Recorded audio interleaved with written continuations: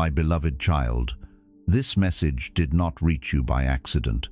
It arrived at the very moment when your heart needed to be awakened, not with fear, but with holy urgency. The most dangerous thing in the journey of faith is not that God is silent, nor that he has forgotten you, but that you may let go just as the promise is drawing near. There are people who once prayed with tears, knelt in the quiet darkness, and cried out with all their strength. They began with fire, hope, and deep longing. Yet when the waiting became long, when the answer seemed delayed, their hearts slowly grew tired. They did not lose faith in one sudden moment. They simply became too weary to believe one more time. The warning is clear. The one who endures to the end will be saved. That is not only a promise of comfort, but also a bell ringing in the spirit. It speaks to those who are standing close to the doorway of blessing, yet feel tempted to step away. Many have walked far, sacrificed much, and suffered long, only to drop the promise at the final threshold. They did not stop because they never believed. They stopped because they believed for so long without seeing what they expected. They thought heaven had forgotten them, when in truth God was finishing what he had already begun. Silence is often mistaken for abandonment, but in the hands of God, silence can be the final preparation before fulfillment. Faith is not measured only by how boldly you began. It is measured by how faithfully you remain when nothing around you seems to confirm what God has spoken. It is easy to believe when signs are visible. It is far harder to hold on when the road is quiet, the sky is dim, and your heart is exhausted from waiting. God's clock is never slow. It moves according to a rhythm higher than human understanding. What feels delayed to you may be perfectly timed in heaven. Every breath, every season, every pause has been counted by divine wisdom. The danger is not that God will arrive late. The danger is that you may walk away before the appointed hour comes. The world is loud. People live as though they have endless tomorrows. They delay obedience, postpone faith, and comfort themselves with the thought that there will always be another chance. Yet every hesitation can close a door that grace opened. Every delay can move the heart farther from the place where it was meant to stand. God has appointed moments that are not vague ideas or distant symbols. They are sacred appointments written into the story of your life before you understood your own name. The dreams that stir inside you, the tears that fall without clear reason, the uneasiness that wakes you in the night, these are not meaningless emotions. They are reminders. What grieves the heart of God is not seeing you weak. He understands weakness. What grieves him is seeing you grow cold when he is near to completing a miracle for you. In the journey of faith, many do not collapse at the beginning. They collapse near the end, when the light has already begun to appear on the horizon. The enemy cannot stop the hand of God, so it tries to pull you away from the place of waiting. It fills your heart with noise, distraction, doubt, comparison, and weariness. It does not always push you into obvious sin. Sometimes it simply makes you too tired to remain still enough to hear the voice of God. You may think you are only resting, but if your rest slowly turns into distance, your heart may be stepping out of position. True rest brings you closer to God. False rest makes you indifferent. The miracle may be prepared, the door may be opening, but if your spirit is no longer awake, you may not recognize the hour. Many are chasing work, plans, dreams, approval, and comfort, yet few pause to ask where they stand in the plan of God. He has knocked at the door of their hearts through circumstances, warnings, dreams, disappointments, and sudden awakenings. Still they say, "Not yet." They imagine time is still abundant. God is never in a hurry, but he is never late. When his appointed time comes, he desires to find you ready, not tangled in the noise of the world. Do not wait for tomorrow to believe. Tomorrow is not promised. Today is the time to soften your heart. Today is the time to respond.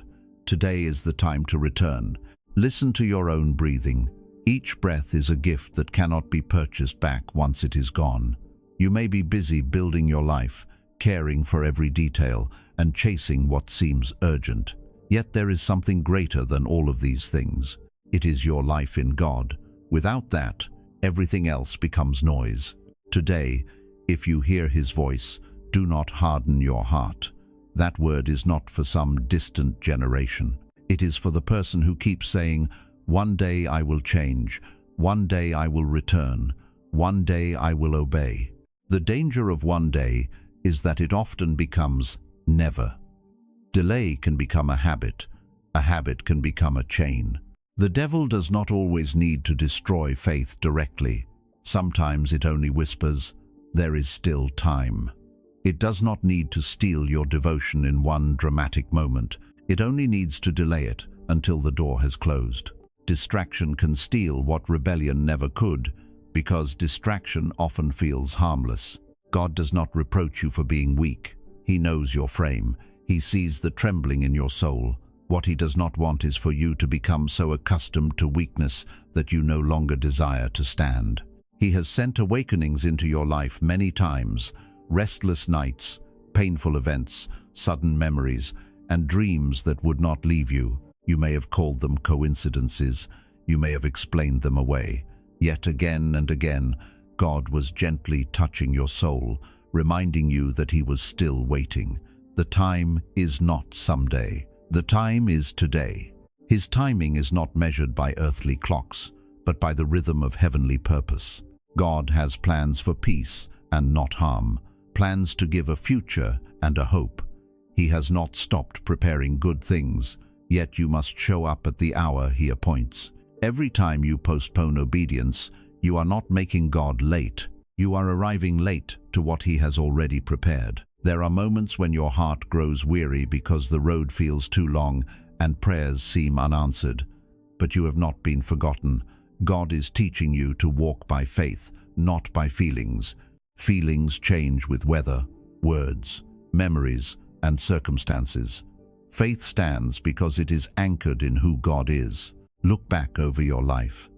In the seasons that felt like silence, God was often rearranging what you could not see. He was closing doors that would have harmed you, delaying outcomes that would have crushed you, and forming strength beneath the surface.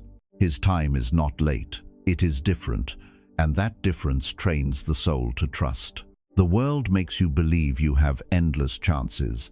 It tells you that every failure can be fixed, every mistake can be undone, and every delay can be recovered. Yet some invitations come only once in a season. When God knocks, He desires that you open, not that you keep asking for more time to prepare. He does not demand perfection. He asks for willingness. When you are willing, He can handle what you cannot. He can strengthen what is weak, cleanse what is wounded, and guide what is uncertain. The first step does not have to be grand. It must only be real. There are people to whom God once entrusted a calling. Their hearts once burned brightly. They loved prayer, treasured truth, and longed to serve. But little by little, the flame dimmed. They said they would live fully for Him again when the time was right. Yet the fire of the Spirit must be guarded today. Do not quench the Spirit. Even if the flame in you feels small, protect it. A small flame in God's hands can become a torch, but a neglected flame can fade without noise. Do not compare your pace to another person. God's timing is personal. What matters is not whether your path looks like someone else's, but whether your heart remains alive before Him. Some people think they are living, when in truth they are spiritually asleep inside busyness. They are not committing obvious sins. They are simply no longer hungry for God. They attend gatherings, speak familiar words, and continue routines, while their souls have drifted far away. Their lamps still exist, but the oil is running low. Watchfulness is not fear. It is a living awareness that the Lord may come, speak, open, direct, or correct at any moment. A watchful heart is not anxious. It is awake. It does not panic before God. It is ready to meet Him with peace, because it has not allowed intimacy to die. Do not let busyness kill intimacy with God. He knows you live in the world and carry responsibilities. He is not blind to your burdens, but He is grieved when everything and everyone receives your time except Him. When He awakens you with a nameless emptiness, do not fill it with work, entertainment, or relationships. Only He can fill that space. Seek first the kingdom of God and His righteousness, and all other things will find their proper place. When God is moved back to the center, disorder begins to lose its power. You do not need to control everything. You need to return to the One who holds everything. Look back and remember how many times you promised you would change, how many times you said you would return, pray again, forgive, obey, or begin again. God does not remind you to condemn you. He reminds you because He is still waiting. It is not too late to return, but do not wait until your heart becomes completely cold. He does not need grand promises from you. He desires the first honest step. Like a father waiting for a prodigal child, He stands with open arms. You only need to turn around. The rest He will do. Grace is not far from the heart that truly returns. When you return, you will understand that the clocks God placed in your life were not random. The crisis, delay, wound, interruption, and disappointment were all teaching you to value time.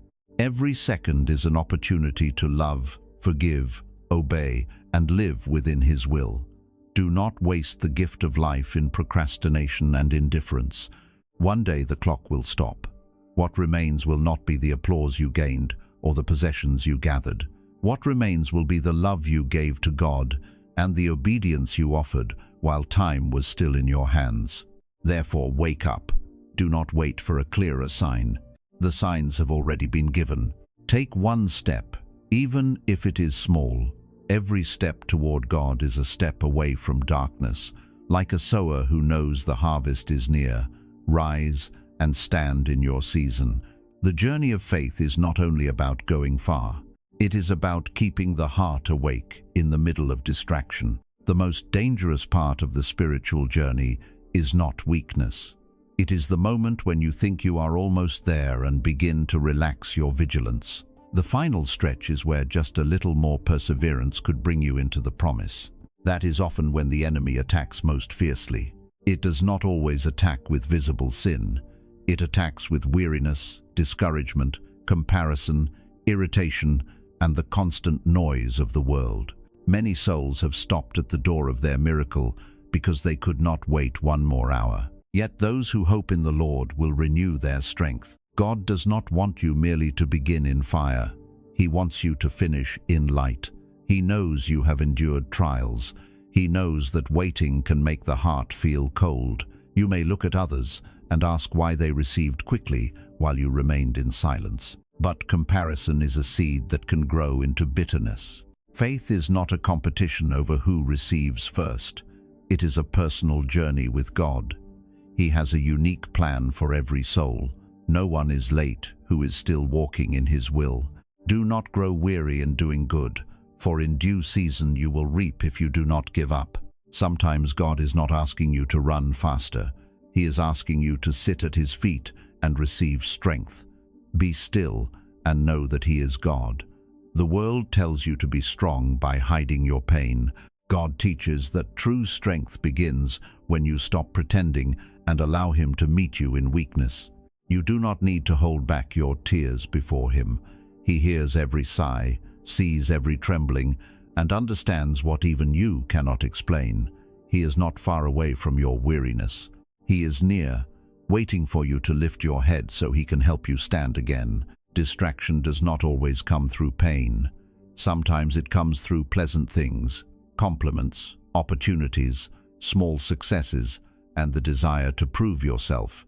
The enemy knows it cannot stop God from blessing you, so it tries to move you away from the place where blessing is being poured out. It may convince you that you need to do more, impress more, explain more, and chase more. You may begin pursuing what is good while forgetting what is right. No one can serve two masters. You cannot chase human applause and keep your heart fully pure before God at the same time. You must choose either quietness in God's will or noise in the world, either obedience that is hidden or approval that is unstable.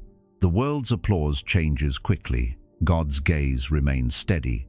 A heart built on praise will collapse under criticism, but a heart rooted in God will stand.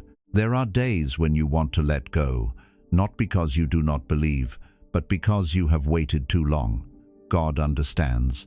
Every true miracle needs time to sprout, like a seed hidden in soil. It must endure darkness, pressure, and silence before it breaks into light. If you give up in the middle of the process, you may never see the harvest you prayed for.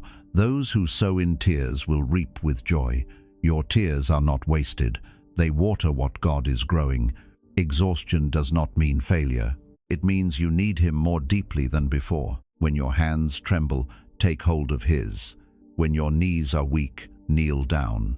Sometimes victory is not found in standing tall, but in knowing where to kneel. When you are weak, God makes you strong. Strength does not come from your willpower alone. It comes from surrender. Surrender is not defeat. It is allowing God to win on your behalf. There are storms in your life that are not meant to destroy you, but to refine what is real in your heart.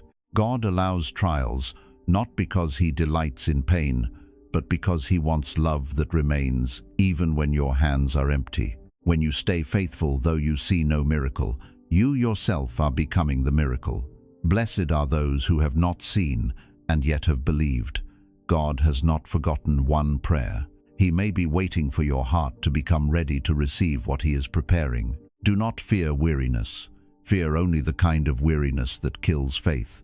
Rest in God, but do not leave Him. There is a difference between resting and quitting. Resting receives strength. Quitting refuses the road God marked out. Learn to pause without abandoning the promise. Jesus, though exhausted on the cross, still declared that it was finished. He did not end because He was weak. He ended because He completed what the Father entrusted to Him.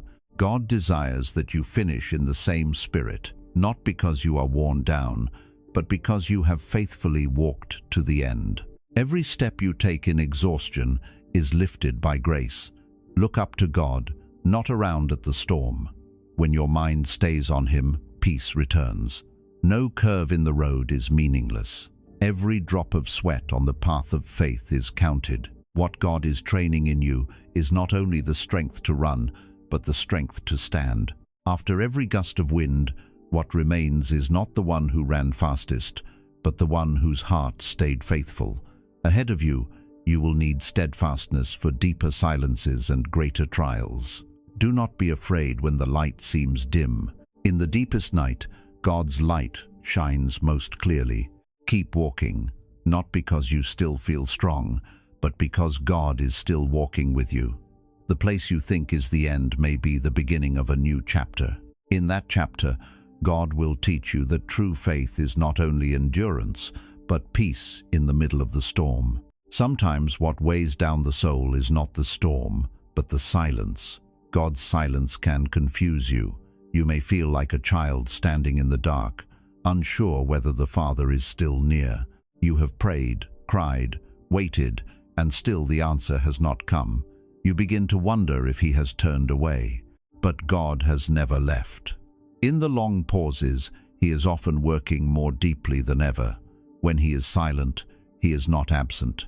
When you do not hear Him, it does not mean He does not hear you. His silence is not indifference. It is a hidden workshop where He weaves wonders you cannot yet see. Pain can make you feel abandoned. When you cry and no one answers, when you are wronged and no one defends you, when life appears unfair, your heart may begin to close. But do not let pain make you bitter. Do not let tears become salt that dries out the soul. Every tear is seen by God. Every sorrow is recorded before Him. Not one sigh is meaningless. Tears can become seeds, and in the appointed time those seeds can grow into a harvest of blessing. You may think suffering is punishment, but often it is the classroom where love becomes mature. In pain, God teaches what comfort cannot teach. He teaches you to separate the temporary from the eternal. He teaches you to value what you once ignored. Suffering can make prayer more sincere, forgiveness more tender, and love more honest. God does not use pain to torment you. He uses it to refine you. Gold must pass through fire to shine. In the same way, the soul passes through trials to become pure. Suffering produces perseverance. Perseverance forms character. Character gives birth to hope. Therefore, do not fear pain itself. Fear only a heart that becomes hard inside pain. There are moments when you say that you cannot take it anymore, yet that point may be the very edge of God's greatest work. The enemy whispers, "If God loves you, why does he let you hurt?" It wants you to forget that true love is not the absence of wounds, but the presence of God within every wound. Joseph was sold, yet raised. Job lost, yet received. What God allows you to lose is never lost in vain. You do not understand now what he is doing, but later you will understand. If God answered every cry instantly, you might know him only as the giver of gifts, not as the Father who can be trusted. True faith is not born only in miracles. It is forged in silence. When you still stand, although you cannot see the way, faith shines brightest. God goes before you. He will not leave or forsake you. His promise does not fail, even when your emotions rise and fall. Do not be afraid of tears. They do not make you weaker. They soften the soul so God can touch it. The world teaches you to hide pain.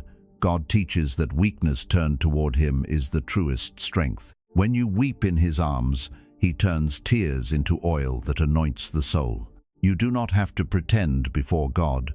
He sees the forced smile, the hidden trembling, the silent ache. He does not despise your weakness. In that weakness, his power is revealed. When you stop straining, he can lift you. He does not demand a false smile in the middle of suffering. He asks that you keep holding his hand. Stop seeing pain as a full stop. See it as a comma in the story God is writing. When you believe everything is over, he may be opening a new chapter. Every season of pain carries a hidden seed, restoration, maturity, deeper faith, and renewed joy. One day you may look back and realize that God was not silent at all. He was writing the deepest part of your story. When you understand silence, you will no longer fear it as before. You will see pain as a companion that teaches, and tears as seeds that prepare joy. The sufferings of this present time are not worth comparing with the glory that will be revealed. When your heart stays tender while you weep, you are sowing for a coming season of joy. Silence is not God withdrawing. It is often God stepping back so that your roots can grow deeper. Pain is not always a sign of distance. Sometimes it is a torch lighting the path toward what is real. When you learn to see this way, trials lose some of their terror. You begin to understand that when God seems silent, he may be nearer than you imagine. The journey of faith does not end with endurance alone. It leads to the discovery that every wound can hide a sacred purpose. Through the cracks, God's light enters. Guard your heart in peace. Beyond pain lies glory. After silence comes the gentle voice of God, heard most clearly by those who have wept in his hands. God has seen every tear you shed when misunderstood. He has heard every choking sob when you were excluded. He knows every time you remained silent under contempt. That pain touches the value you believed was yours. You may ask why God allows you to be despised if he loves you. Yet in the very place where you are rejected, God may be laying the foundation for vindication. The one who humbles himself will be lifted up. You are not brought low so you can be shamed. You are brought through humility so God can raise you in a way no one expects. Injustice does not mean God has withdrawn his hand. It may be the soil he plows deeply to plant seeds of glory. When you are treated unfairly, your instinct is to defend yourself, explain yourself, and prove your innocence. But every time you fight with the same noise that wounded you, you risk lowering your spirit. Do not repay evil with evil. Leave room for God to act. He does not ask you to be silent because you are weak. He asks you to trust him because he wants your defense to come from his mouth, not from your wounded heart. When you stop reacting, he can act. His defense is louder than accusation. Do not think God does not see. Every time you are ignored after doing your best, he sees. Every time others mock, judge, or belittle your heart, he records it. He does not forget. He simply may not have spoken yet. If he vindicated you while anger still ruled you, you might use victory for pride instead of glory. When you become quiet enough to endure injustice without losing purity, God can release justice from heaven. Waiting is not useless. Divine justice is never late. It arrives at the exact moment appointed by wisdom. Humiliation, rejection, and contempt may be the tools God uses to carve your true image. You once thought your worth depended on the eyes of people. God may allow them to turn away so you can learn to see yourself in His light. When doors close before you, remember that one door remains open, the heart of God. If God is for you, no accusation can remove you from His purpose. Do not let wounds turn you cold. Many people build stone walls after being hurt and call it strength. But those walls not only keep people out, they also block light. God wants your heart gentle, not bitter. Strength is not hardness. True strength is the ability to keep loving after being wounded. Let God heal you instead of binding yourself with hatred. If you keep looking through bitterness, you will not see the glory being prepared. Contempt may carry a purpose. When you are pushed out, God may be removing you from places that do not belong to you. When you are slandered, He may be teaching you to stand without needing applause. When you are misunderstood, He may be training you to understand others more deeply. This is not failure, it is training. Those whom God intends to use deeply often pass through seasons of hidden humiliation. Unless a grain of wheat falls into the earth and dies, it remains alone. If it dies, it bears much fruit. You must die to the need for human recognition in order to be born into the recognition of heaven. The approval of people is too small a foundation for a divine calling. You may have tried to prove you were right, only to be misunderstood more. You grew tired. You wanted to give up. But your silence is not weakness when God is holding it. Some things are proven only by fruit. In time, the outcome of your life will answer what your arguments could not. Let God prove you by blessing, not by endless explanations. Do not lock yourself into the identity of the wounded one. If the past defines you, you will not fully see the future God is opening. You were not born to answer scorn. You were born to reflect His glory. When God looks at you, He does not see someone pitiful. He sees a warrior being forged in fire. You are treasured, chosen, and loved. When the day of vindication comes, you will understand why He asked you to be silent. When others rejected you, He was preparing a place where grace would honor you. In that moment, you will no longer crave revenge or need to prove yourself. Peace will be deep enough that you will need no other word. The wounds that once made you ashamed may become the places where God's light shines most powerfully. In humiliation, He teaches true honor. In rejection, He teaches what it means to be chosen. Do not close your heart. Do not let pain define you. Let God use that pain as a launching place into a season of vindication. What you call humiliation today may become the path by which God leads you into honor. Joseph was thrown into a pit, but that pit became part of the road to the palace. When you understand this, contempt loses its power. Every scornful word only thickens the foundation for the honor God prepares. After you rise from injustice, you will walk more lightly, with a wider heart and clearer eyes. True vindication is not merely others changing their minds, it is your heart being changed.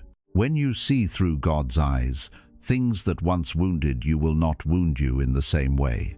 You will enter another season where pain is no longer only a burden, but a mark of grace. To be despised for the sake of truth is not loss. It is a deep honor before God. There is an invisible chain that binds many feet, the fear of people's gaze. Many do not fear grieving God as much as they fear what others may say. God may urge you to step forward, speak truth, forgive, serve, or testify. Yet another voice rises within you, asking what people will think. When the voice of people becomes louder than the word of God, You hand the steering wheel of your life to those who are just as fragile as you are. Human praise is unstable. The one who lives for it becomes a slave to it. God does not want you ruled by the crowd. He wants you free as his child. The frightening thing is not that people may dislike you. The frightening thing is that fear of people may pull you away from the place where God wants to defend and lift you. He knows the scratches on your heart, the mocking words, contempt, cold looks, and names you cannot forget. Those memories have made you shrink back. You may try to live quietly enough that no one notices, just to feel safe. But you were not created to live under the shadow of human judgment. One comment, one criticism, or one cold attitude does not have the authority to define who you are. God calls you beloved. Why fear mortals so deeply that you forget the Lord who made you?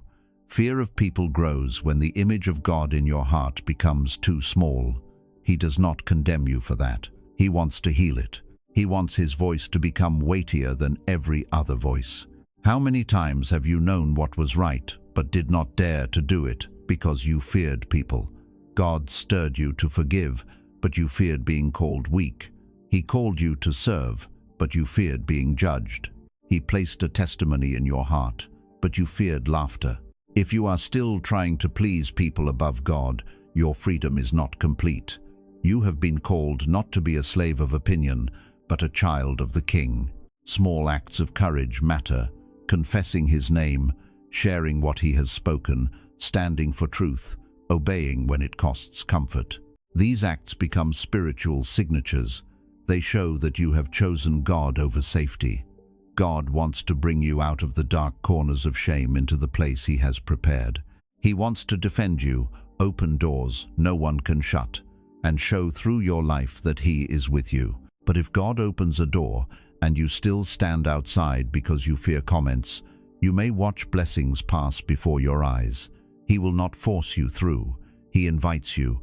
The deepest regret is not that you never had a chance. It is that God opened the door, but you did not dare to walk through. The fear of people shrinks as holy reverence for God grows. When you realize that his gaze rests on you more gently and more truthfully than any other gaze, whispers lose power. God is not asking you to despise people. He is asking you to put every gaze in its proper place. His gaze matters most. He is the final judge, not the crowd.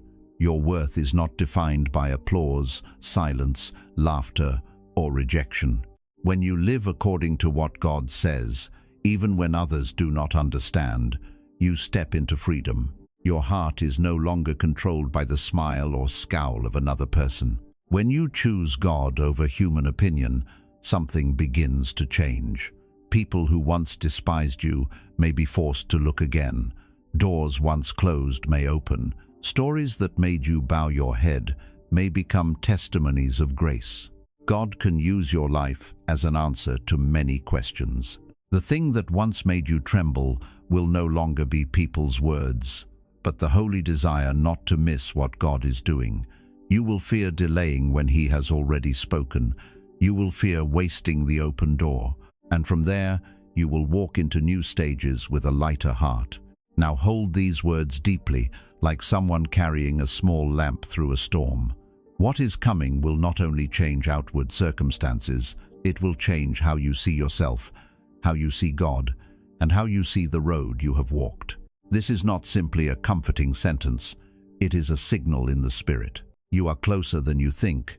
There are things God has not shown fully because, if you saw everything, faith would not be required. But he lifts the curtain enough for you to understand that you are not standing at the beginning. You are near the end of a stage where small decisions can determine whether you step into or away from what he has prepared. Do not despise this moment. Do not take lightly what God is whispering into your heart. Many hearts once burned brightly and slowly faded. Many were close to breakthrough, but turned back because weariness convinced them the harvest was not for them. They stood before golden fields and walked away empty-handed. The greatest pain is not never tasting blessing. It is coming close and never touching it. It is stretching out your hand and pulling it back. God does not want your life to become an almost story. He does not want heaven to speak of you as one who came very close but did not take the final steps. The last stretch of the road is where the wind is strongest. Like a long-distance runner near the finish line, everything burns, trembles, and begs to stop. In the spiritual realm, the same is true. When promise is near manifestation, pressure often increases instead of decreasing. Opposing voices grow louder. Unexpected troubles come in waves. Anxiety rises without a clear name. This does not always mean God is withdrawing. It may mean the enemy knows it is about to lose. It cannot close the door God opens, so it tries to drag you away from the threshold. It uses distraction, doubt, irritation, comparison, and self-pity. It brings old wounds back to the surface, so you remember what hurt you more than what God spoke. This is not said to frighten you, but to awaken you. If your mind is noisier and your heart more unsettled, you may be near a spiritual turning point. Many people trusted for years, then suddenly allowed doubt to take the center of their hearts. At first, it was only a passing thought. Maybe God never intended this for me. Maybe I misheard. Maybe I waited in the wrong place. Slowly, those thoughts became the foundation for decisions. They began to act from fear instead of God's word.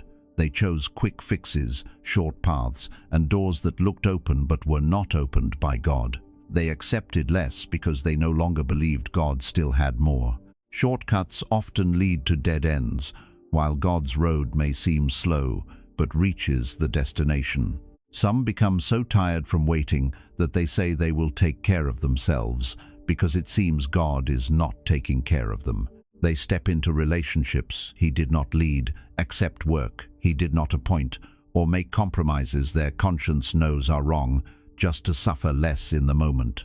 They do not realize that each choice may move them away from the place where God had prepared something better. He does not abandon them, but they leave the position of promise. God looks with sorrow and wishes they had waited a little longer, trusted a little deeper, and let Him hold their hand a little more. This warning is not given so you feel superior. It is given so you know no one is immune to quitting near the end, not even you. But unlike many who drifted without hearing, you are being warned now. That means God has not abandoned you. He still values your journey. He speaks with hope, not disappointment. If He were indifferent, He would let you drift with weary thoughts. Instead, He calls you back. He reminds you that you are not outside His plan. You belong in His story, and the story is not over. Even if you feel too tired to continue, He still sees reward ahead. Receive this not only with your ears, but with your heart. Do not nod and forget. Let it take root. Say to yourself that you are closer to the promise than you think. Refuse to walk away from the place God has assigned you. Let your mouth speak differently from your feelings. When your heart wants to give up, say that you are weak but God is strong. Say that you are tired but choose not to quit. When doubt rises, bring it honestly before God. Do not pretend. Tell Him you are doubting and ask Him to heal the doubt. He does not despise a heart that brings weakness to Him. The only time you shut Him out is when you pretend to be strong while quietly drifting away. Remember the road you have already walked. Remember when He rescued you from what seemed hopeless. Remember when you thought you would collapse but somehow still stood. Those memories are markers of grace. Use yesterday's grace to answer today's fear. If God did not abandon you in your darkest days, why would He abandon you now as the road ahead begins to shine? If He stayed when you had nothing to offer, why would He leave when you are being prepared for harvest? Fear and distraction are not proof that you have failed. They are mirrors showing how much you need God now.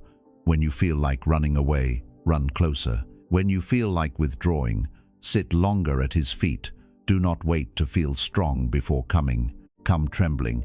He can embrace a shaking heart. He can gather hope that is fraying. He can lift those who almost no longer want to stand. He is not asking for perfect faith. He asks that in all your imperfection, you keep holding His hand, even if only by a thin thread of hope. Do not write your name among those who stopped when only a few steps were left. Do not let your story end with the words that you once believed, once served, and once persevered, but did not go to the end. Let your say that, though weary, you clung to God's word, stood firm, and saw his promise become reality. What God is preparing is not only a temporary miracle, it is a transformation from the inside out. He does not want merely to change your position, finances, relationships, or circumstances. He wants to change the way you believe, love, and look at him. What is coming is not a gift for display. It is a divine arrangement, so you may live as a true child of God in the world. To step into it, you need something simple and difficult. Do not turn back at the critical moment. Let God hold you. Stop pulling your hand away. You have come this far. Do not let weariness and distraction steal the fruit of years of tears, prayers, and faithfulness.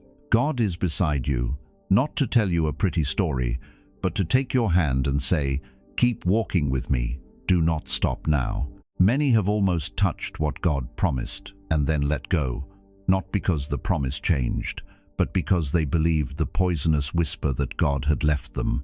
They had been faithful for years, sowed with tears, and plowed with obedience. Yet before harvest appeared, they walked away from the very field they had cultivated. With just a little more endurance, they could have held the sheaves they had watered with sleepless nights.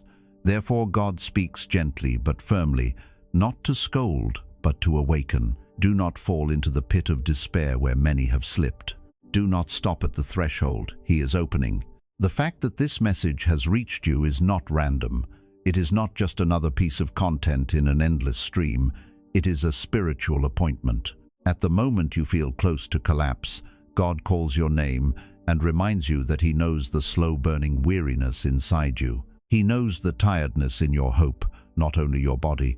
He knows how many disappointments have made you afraid to expect anything. He knows when you silently told yourself that perhaps this was far enough, perhaps God never intended the promise for you. But what you call a dead end may be the turn in the road that leads into a new land. Precisely there, the battle becomes fierce. The enemy is not afraid of shallow steps at the beginning. It fears trembling steps near the end that still cling to God. It is not afraid of loud promises made in excitement. It fears quiet perseverance on days when no one sees. It knows that if you hold God's hand to the last moment, no power can stop him from completing what he has spoken. So it attacks the heart, hoping you will be the one to let go. It uses mocking laughter, rumors, contemptuous looks, comparisons, casual words that reopen old wounds, and memories that make you feel unworthy. It whispers that God is not defending you, that he is not with you, that if he loved you, you would not have waited this long. Then it drags out your past, your falls, and your mistakes, pressuring you to agree that God has forgotten you. But whenever those voices grow louder than God's voice, you are standing in a fierce, spiritual battlefield. It is no accident that criticism and confusion rise when old limits are about to break. It is no accident that fear of people grows larger when God begins opening a door. The enemy cannot lock what God opens. It can only make you stand on the threshold and step back because you fear misunderstanding, rejection, or loss of image. It cannot extinguish the lamp God has lit, but it tries to make you cover your own light. It understands that endurance to the end is the key, so its strategy is to make you stop just before the end, then call it a short break, then slowly lead you away. God is not speaking with harsh rebuke. He speaks like a father sitting beside a tired child, placing his hand on your shoulder and saying, "Do not believe the noise. Look into my eyes. I am still here. I have not forgotten you." The feeling of abandonment is not proof of God's absence. It may only be a mist the enemy blows into your face to block your view. Spiritual reality may be the opposite. When you feel God is farthest, he may be watching most closely, like a farmer silently observing the seed before it breaks open. There are battles God allows you to experience with him, not merely watch from a distance. There are moments when he lets you reach the end of yourself, so you understand that your survival does not rest on your own strength. It rests on him. Remember Peter walking on the water. He stepped into the miracle, but when wind rose, he looked at the waves and began to sink. Jesus was present from the first step to the moment Peter cried out for help. At once, the Lord stretched out his hand and took hold of him. You may be standing in that same place now. The wind is stronger, the waves higher, and the heart more afraid. Not because God has left you, but because you have stepped beyond the comfort of the boat. If you turn back now, you may later think the Lord never let you walk on water, when in truth fear pulled your foot back halfway. God does not want you to become a witness of retreat. He wants you to be living proof that an ordinary, weak person who clings to his word in the middle of mocking laughter and skeptical glances can be lifted and led through doors once unimaginable. Therefore, listen not only with your ears, but with the deepest part of your heart, especially the place where you have secretly agreed with lies, saying you only bother God, you do not deserve blessing, and there is nothing special about you. God wants to cut those sentences at the root. They do not come from him. He calls you beloved child. He says you are his treasure, chosen and held. He says he is with you, so do not be afraid or discouraged. Your name is engraved before him. He does not forget what he has marked with love. Look back at the journey. If he upheld you through so many waves, would he leave you now when the shore is near? The thing that can truly cause you to lose your way is not God letting go. It is choosing the noise over his word, fearing people more than missing his appointed hour. Today he invites you with a whisper to rise again. Loosen the cords of human opinion wrapped around your heart. Turn your face from the crowd and lift your eyes to him. In his gaze, you will see that you are loved more than you thought, expected more than you imagined, and closer to a new season than you can picture. Do not let go now.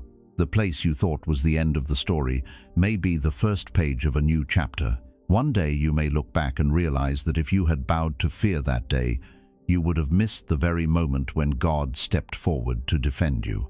Now look deeper than what people are saying. Look at what is happening in your soul and in the unseen realm. The enemy does not always use obvious temptations. It drips small streams of scattered thoughts into your mind, vague anxieties, endless what-if questions, and tasks that appear urgent but are spiritually empty. It entangles your heart like a ball of string, leaving little room for peace or the gentle whisper of God. It pulls you into irritating conversations, pointless arguments, prideful explanations, and hours of thinking about how others see you. Meanwhile, eternal things are pushed to the margins. Every time you drift with those waves, you may be trading a season of blessing for a few moments of false safety, a little approval, or the satisfaction of proving yourself right. That is an exchange you will regret if you do not wake up. In your journey with God, there are decisive moments. They are not always loud. They do not always arrive with trumpets or bright stage lights. Often they come quietly after a long season of faithfulness without visible results. This may be one of those moments. God has shaped in you a teachable heart.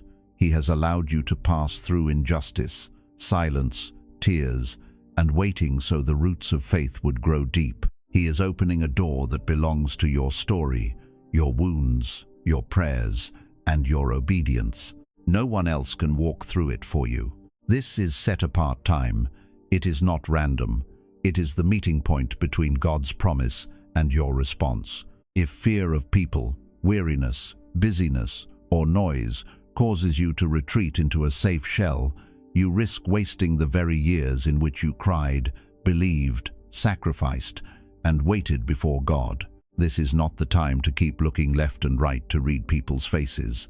It is not the time to measure who supports, criticizes, praises, or ignores you. It is not the time to analyze yourself into exhaustion. Speculation can become a circle of sorrow with no door. What you need is to reset the center of your soul. Fix the inner eyes of your heart on what God has spoken through His Word, through circumstances, through repeated confirmations, and through people He used to encourage you. If your ear remains pressed to worldly noise, His whisper will be drowned. not because he stops speaking, but because you have chosen another channel to hear. If discouragement and self-pity cover you like a heavy garment, you may decide to let go of the promise just as it begins to take form. Do not be like a farmer who abandons the field right before harvest. Remain with God patiently, not in strain, but in deep inner rest. Choose to believe He is working even when emotions rise and fall. Every day of waiting, every time you hold your tongue, every act of obedience over feeling, and every quiet refusal to return evil for evil is being woven into the answer. When your eyes finally see what God has done, you will say that not 1 hour was wasted. The harvest season of your spiritual life is not far. What has been sown in you through years of testing has ripened. The fragrance of answered prayer is already in the air. That is why the enemy grows frantic. It attacks your thoughts, magnifies criticism, feeds confusion, and makes small matters appear enormous. It wants to drag you out of the field God has allowed you to cultivate. It wants you to believe that hope is only imagination and that nothing is really changing. But those deep stirrings in your heart are not empty emotions. Those moments when faith rises without visible reason, those words of scripture that suddenly shine, those dreams and quiet confirmations, they are signals sent ahead of time. They are markers that the door is beginning to open. The appointed clock of God does not stand still. Whether you notice or not, His time moves forward. Every moment carries you closer to the point where He will act, not because you are worthy, but because He is faithful to His own word. Therefore, do not let your mind remain occupied by low noise. Do not let your heart be manipulated by fear of people. Stay awake. Reset your priorities.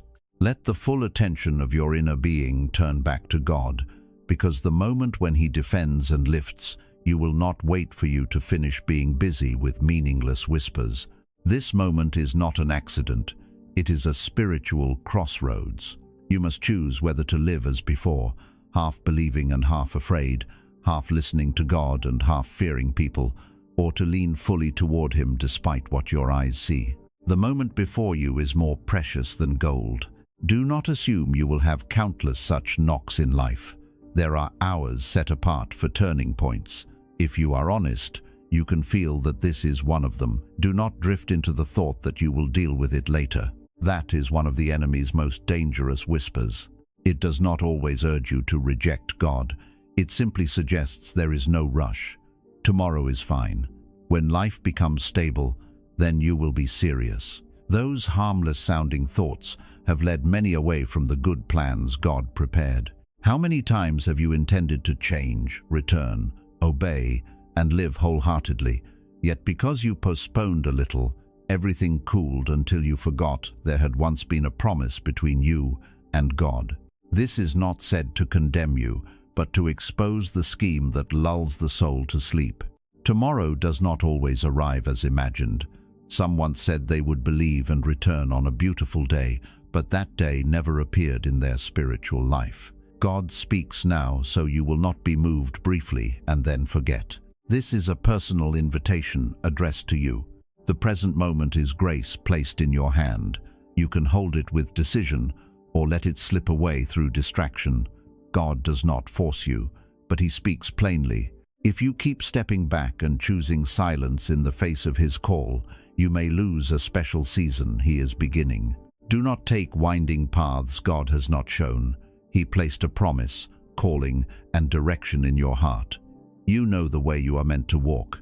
You may simply not have dared. If you avoid it by staying busy with many things, you will become both weary and without peace. God does not want your life to drift in half-hearted decisions. He calls you to stop, lift your eyes, and remember what He spoke at the beginning. His promise is not a bargaining chip. It is not something you obey only if everything becomes smooth. His promise is the foundation on which you step forward. There will be winds, waves, and whispers that shake you. You cannot expect a perfectly smooth path, but you can expect a Lord who never changes. If your heart remains turned toward Him, no storm can sweep you away. You will still see waves and hear scorn, but you will also recognize that his hand has not left yours. He is faithful, which means he is true to his word. He does not turn back from what he has begun. He does not ask for perfection. He asks for steadfastness. Even when tired, decide not to let go of his hand. Do not be troubled when others do not believe what God is doing in your life. They may laugh, misunderstand, or minimize your turning point, but they are not the ones who will walk with you to the end. God is the one who goes with you into the deepest place of the soul. When he calls you to stand firm, it is not a vague comfort, it is a way of life. As you remain in the place he assigned, even when winds change direction, you will gradually see what he began in you rise, take shape, and bear fruit. Hidden things are being built where no one sees. You may feel anxious because everything seems slow. You ask why. If this is God's appointed time, everything does not open at once. You forget that every promise has preparation. A seed does not blossom the moment it is sown. A child does not run the moment it is born. Everything God builds needs silent intervals for roots to grow. What you call delay may be mercy. If he lifted you too quickly, you might not bear the weight of the blessing. He wants you to grow through the process, not flare briefly and burn out. Instead of only counting the days until the miracle, ask who God is forming you to become while you wait. When you ask that, each day gains meaning. The small faithful acts, the quiet obedience, the decision not to retaliate, the choice to sit with God instead of escaping into distraction, all of it shapes you. You are being formed into someone who can carry what God is about to entrust. This is how your heart is kept from scattering. This is how you remain centered on him. The waiting is not empty. The hidden days are not wasted. The unseen work may be the very foundation of what will soon be revealed. Now God does not only call you to keep the message for yourself, he calls you to become a carrier of it. When these words touch you, they are not only for your comfort, they are meant to become a channel for others. When you share what God has spoken, even a sentence, you make faith visible. You say through action that you do not only believe in secret, you dare to stand on what he has said.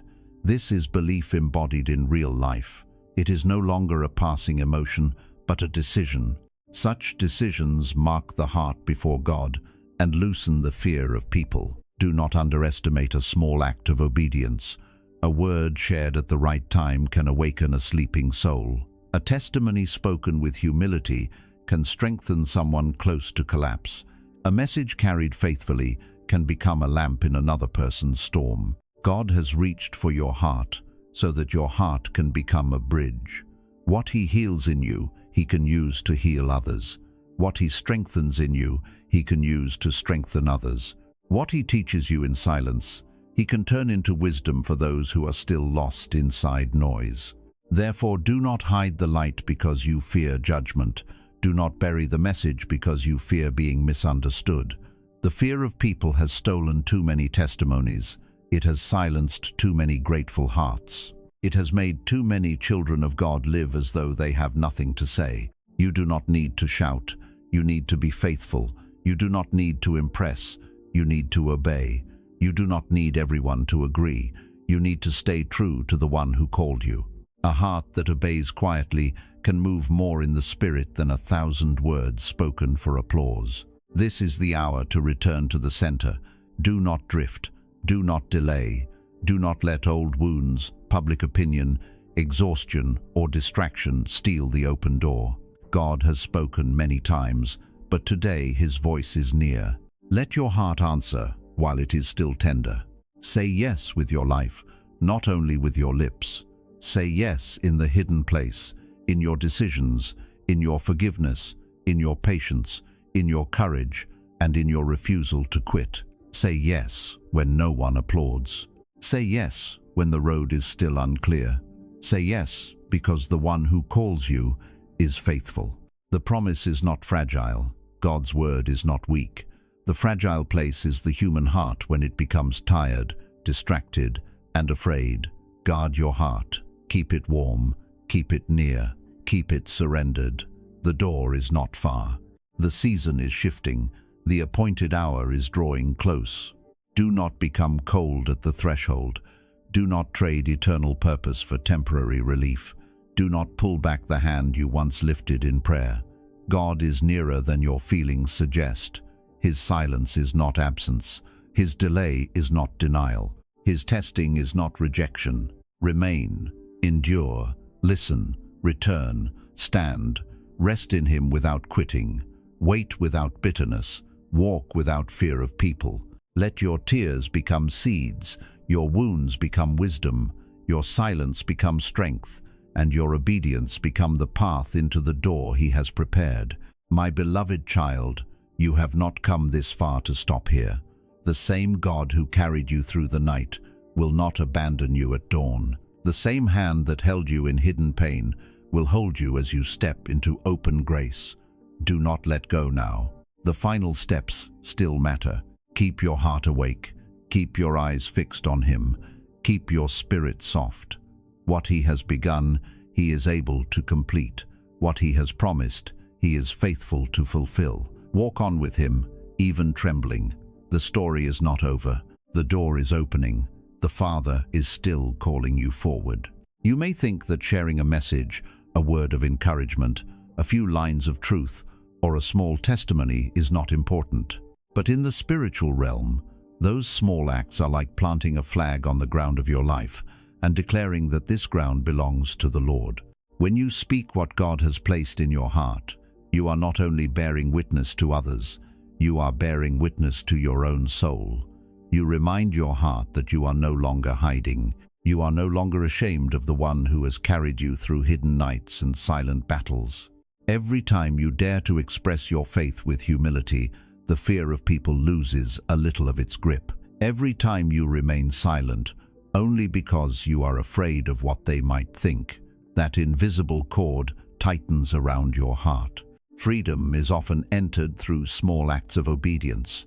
When you share what comes from God, not to show off, not to argue, not to prove yourself superior, but with reverence and sincerity, you are showing heaven that you value His voice above every like, every comment, every approval, and every shifting opinion of the crowd.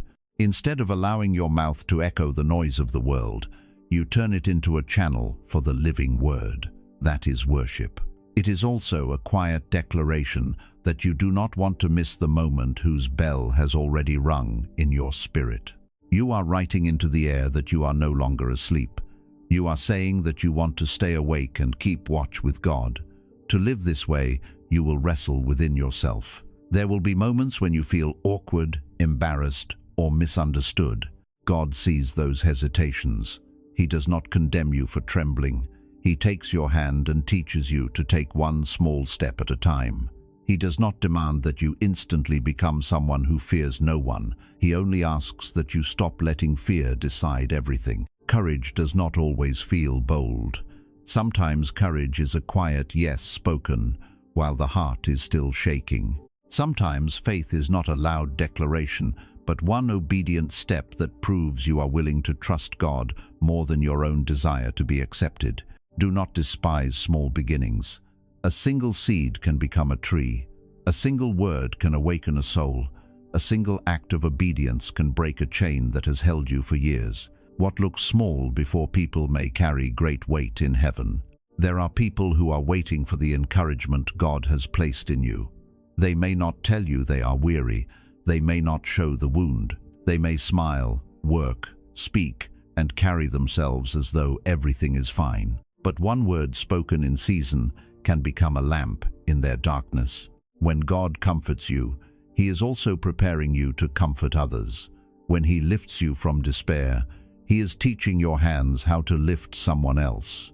When He speaks to you through tears, He is forming a voice in you that can one day speak gently to those who weep. Therefore, do not bury the message. Do not hide the light because you fear mockery. Do not silence your testimony because you fear being judged. The fear of people has stolen too many words, too many callings, too many prayers, and too many moments of obedience. You do not need to force anyone to believe. You do not need to win arguments. You do not need to make yourself impressive. You only need to be faithful with what God gives you. A humble word spoken in obedience is more powerful than 1,000 words spoken for applause. God is not asking you to become noisy. He is asking you to become clear. Clear in your heart, clear in your allegiance, clear in your willingness to belong to Him openly. The world does not need more empty noise. It needs lives that quietly carry truth. When you stop living for the approval of people, your soul begins to breathe again. You discover that you do not have to perform for every eye. You do not have to answer every accusation. You do not have to shrink under every criticism. You belong to the Father. The gaze of people is heavy when it becomes your master, but when God's gaze becomes your home, the opinions of people lose their throne. You can still listen with humility, but you no longer kneel before every judgment. You learn to weigh voices by truth, not by volume. My child, there are moments when your silence is obedience, and there are moments when your silence is fear. Wisdom is learning the difference. Sometimes God asks you to be still so He can defend you. Other times He asks you to speak so your faith can become visible. Do not confuse hiding with humility. True humility does not deny what God has done. It gives Him glory for it. True humility does not bury grace. It points back to the one who gave it. When God has rescued you, strengthened you, and taught you, your life becomes a testimony. But a testimony must not be used as a stage for pride. It must become a window through which others see God's faithfulness. Speak not to magnify yourself, but to magnify the mercy that kept you when you could not keep yourself. There are words God gives you that are not only for private comfort, they are seeds meant to travel. They may enter another heart and begin a work you will never see. You may think your obedience is small, but heaven knows how far one faithful act can reach. Therefore, be careful not to measure spiritual value by visible response. Some words bear fruit immediately, others fall into the ground and remain hidden for a season. But if they came from God and were released in obedience, they are not wasted. There will be people who misunderstand you. Some may call your faith weakness. Some may think your obedience is strange. Some may mock what they cannot discern. But they are not the authors of your calling. Their lack of understanding does not cancel what God has spoken. You must not live tied to the changing weather of human approval. Today they may praise, tomorrow they may criticize. Today they may welcome, tomorrow they may withdraw. But God remains steady. Build your obedience on the one who does not change. When you live for people, you become exhausted because the crowd always asks for more. More explanation, more proof, more performance, more agreement. But when you live before God, obedience becomes simpler. Not easier, but purer. You ask, Lord, what do you require of me? That question frees you from endless calculation. You stop arranging your life around reactions. You stop asking who will approve, who will laugh, who will understand, who will leave. You begin to ask whether your Father is pleased. That is the beginning of spiritual maturity. My beloved child, understand this deeply. God is not calling you into recklessness. He is calling you into holy clarity. You do not need to speak every thought, answer every insult, or expose every wound. But when He gives you a word, a direction, or a testimony, do not bury it under fear. There is a holy courage that does not shout. It stands. It does not attack. It remains. It does not chase applause. It obeys. This kind of courage is formed in hidden places where no one sees you choosing God over fear again and again. Every hidden yes strengthens the next visible step. Every secret act of obedience trains the soul to stand when the door opens publicly. God prepares people in silence before He uses them in the open. Do not despise what He is forming in you now. You may be in a season where nothing seems to move quickly. You may feel as though your life is paused, your prayers are hanging in the air, and your promise is buried under delay. But hidden seasons are not wasted when the heart remains surrendered. A root grows before a tree rises. Foundation is laid before a house stands. A vessel is shaped before it carries oil. God is not slow because he is careless. He is patient because he is building something that must not collapse under pressure. If he lifted you too soon, the blessing itself might become a burden too heavy to carry. If he opened the door before your heart was anchored, the applause on the other side could become dangerous. If he answered before humility was formed, the gift could draw you away from the giver. That is why preparation is mercy. Delay can be protection. Silence can be training. Waiting can become the womb where spiritual strength is formed. Do not only ask when the promise will arrive.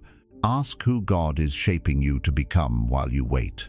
When you ask that, ordinary days become sacred. The quiet morning, when you choose prayer instead of distraction, matters.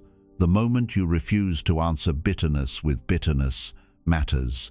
The hour you remain faithful when nobody thanks you matters. The time you choose presence with God instead of escaping into entertainment matters. The small task done honestly matters. The hidden obedience matters. All of it is shaping a person who can carry what God intends to entrust. You may think nobody sees your effort. God sees. You may think nobody notices your restraint. God notices. You may think your private sacrifices disappear into silence. They do not. Heaven keeps record of what the world overlooks. The unseen place is not empty. It is often the most important place. Seeds are unseen.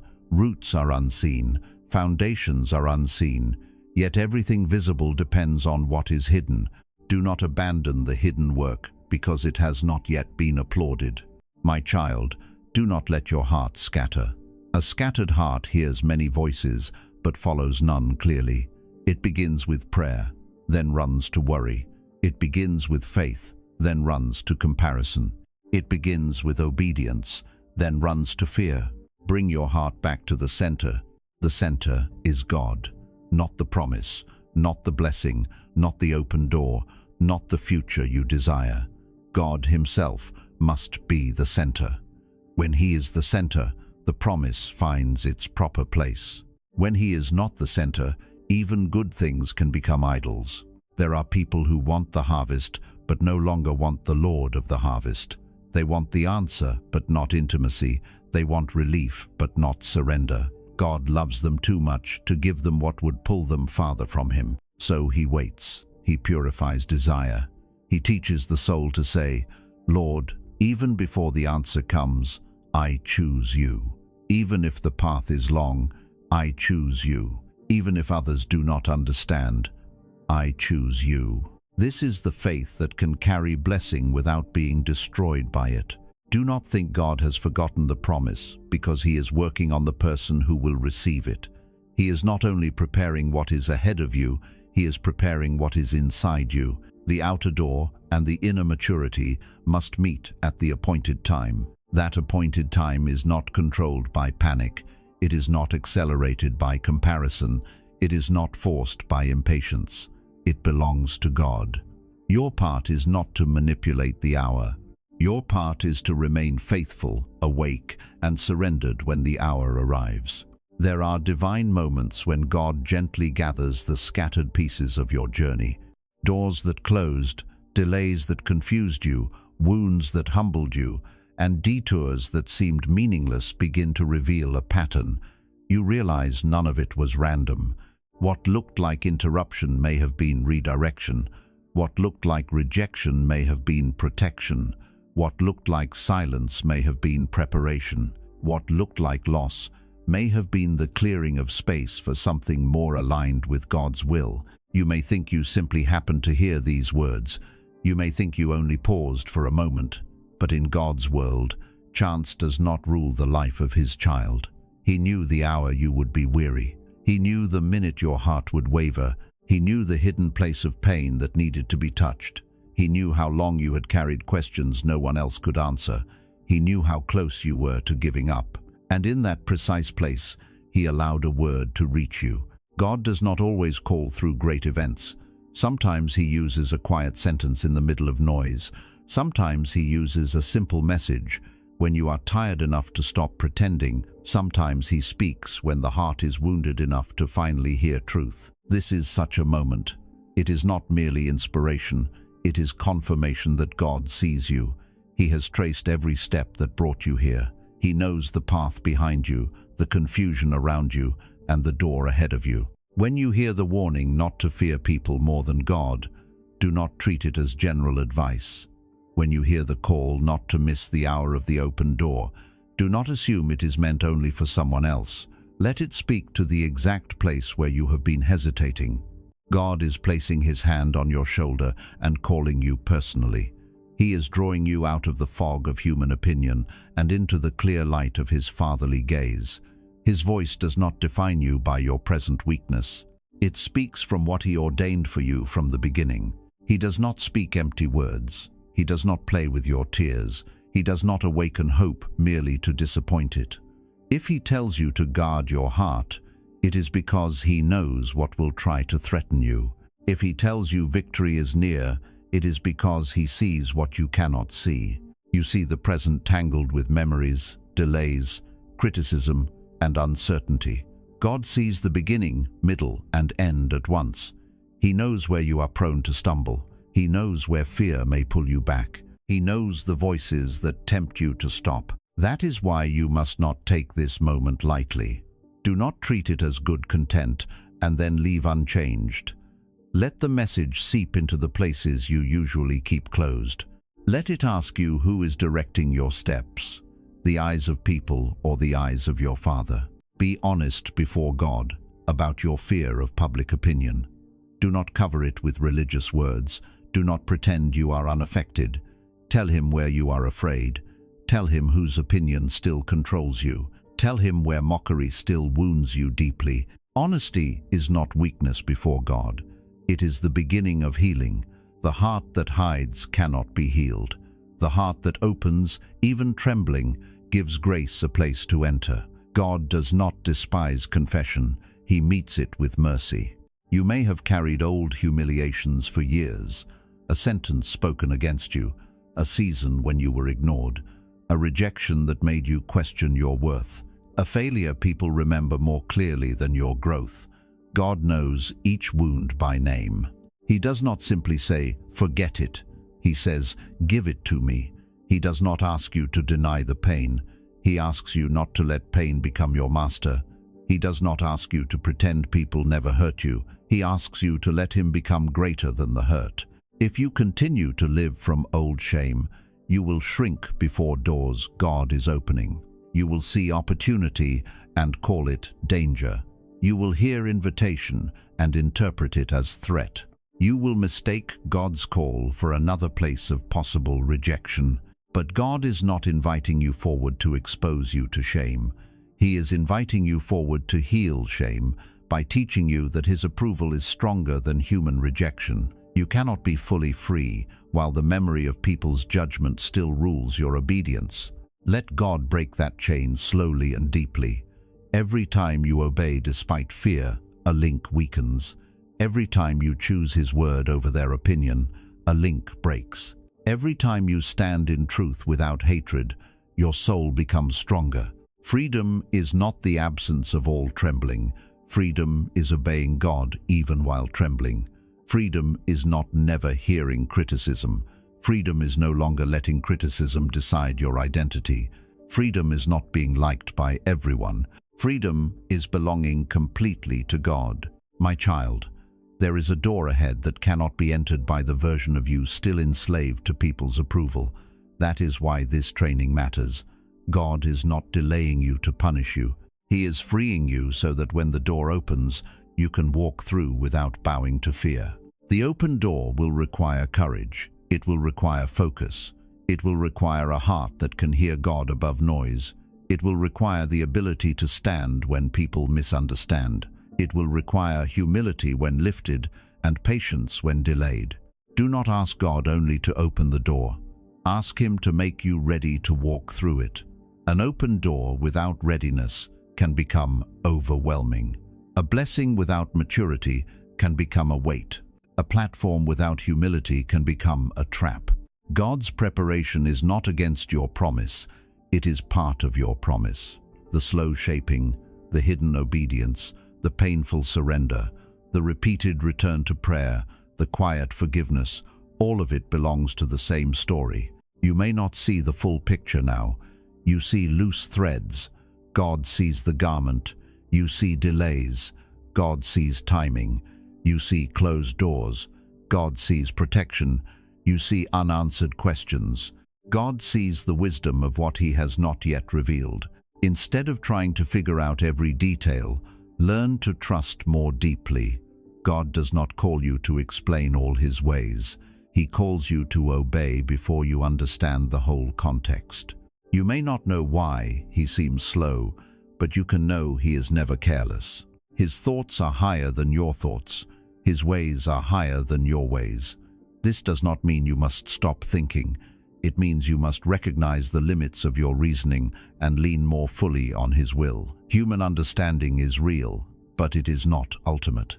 Do not let your heart be drained by questions God has not yet promised to answer. Some questions become doors to wisdom, others become circles of exhaustion.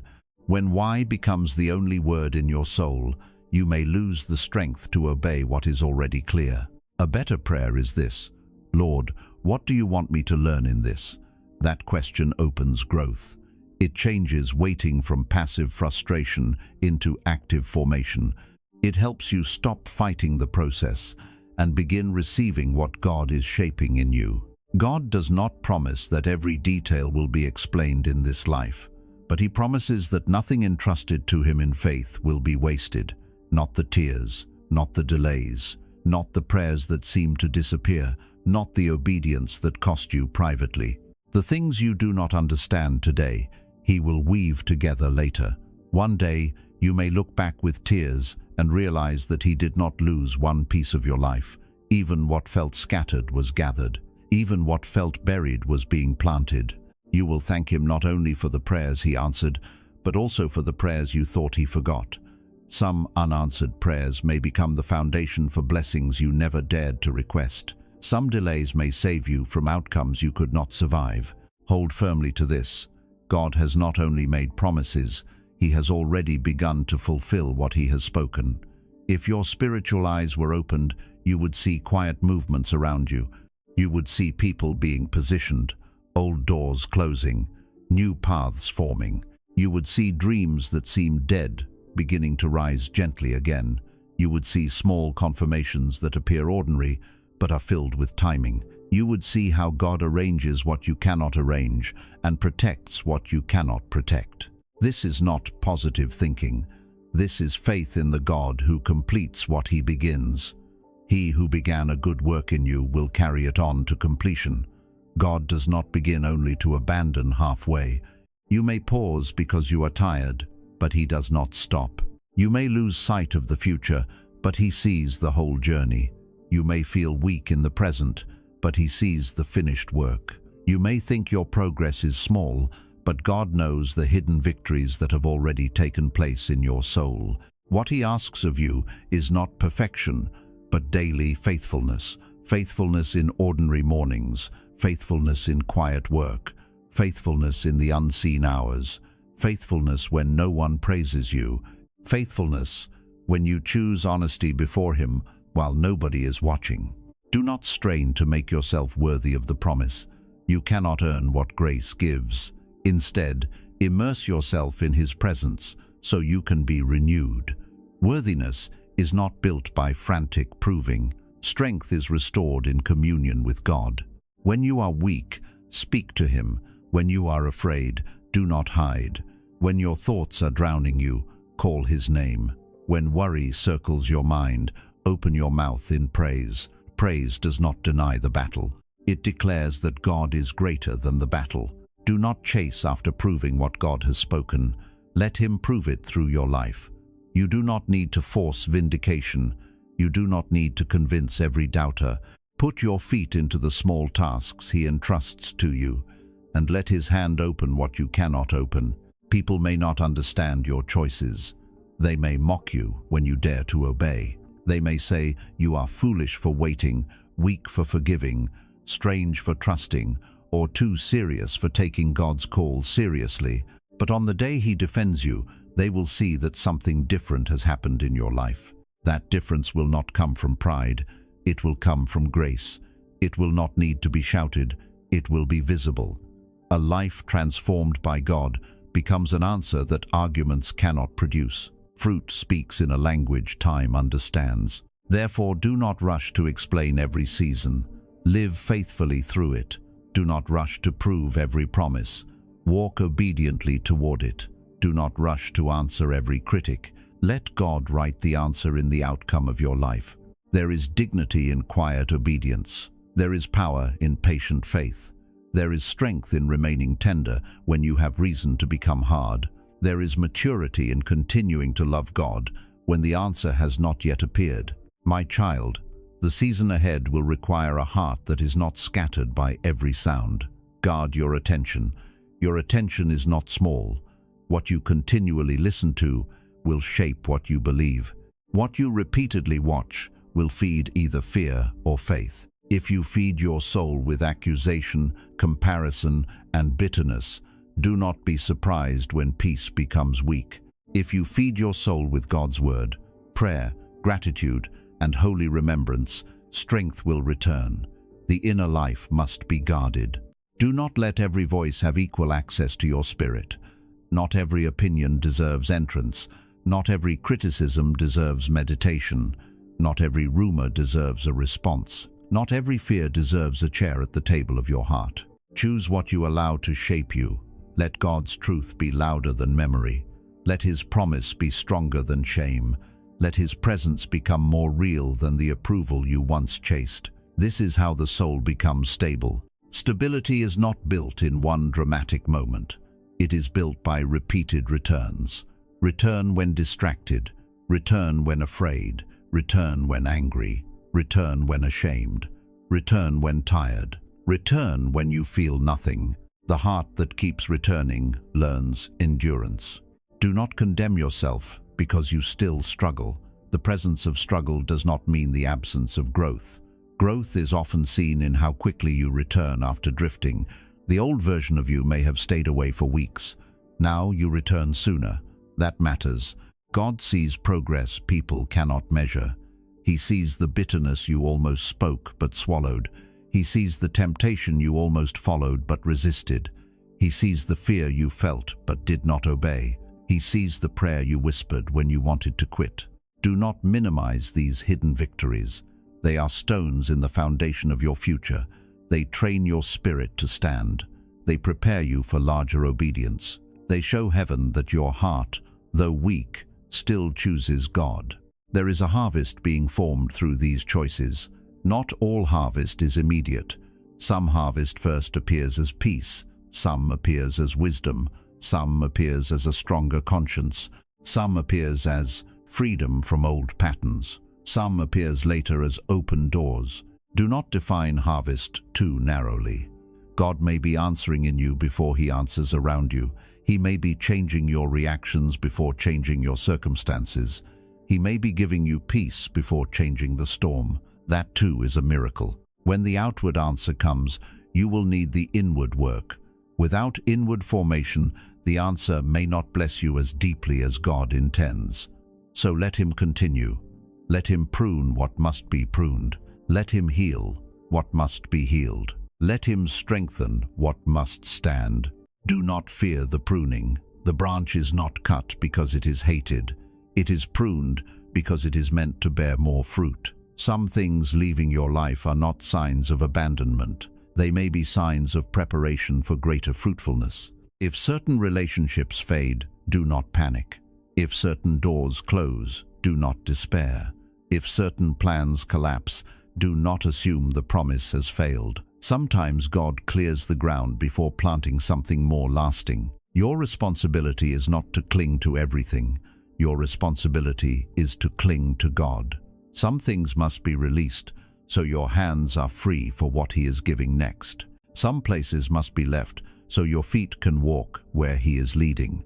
But release must be done with trust, not bitterness. Do not leave in rage what God is asking you to leave in peace. Do not close a chapter with hatred when God is teaching maturity. Let Him teach you how to move forward cleanly. A clean heart travels lighter. Bitterness makes every step heavy.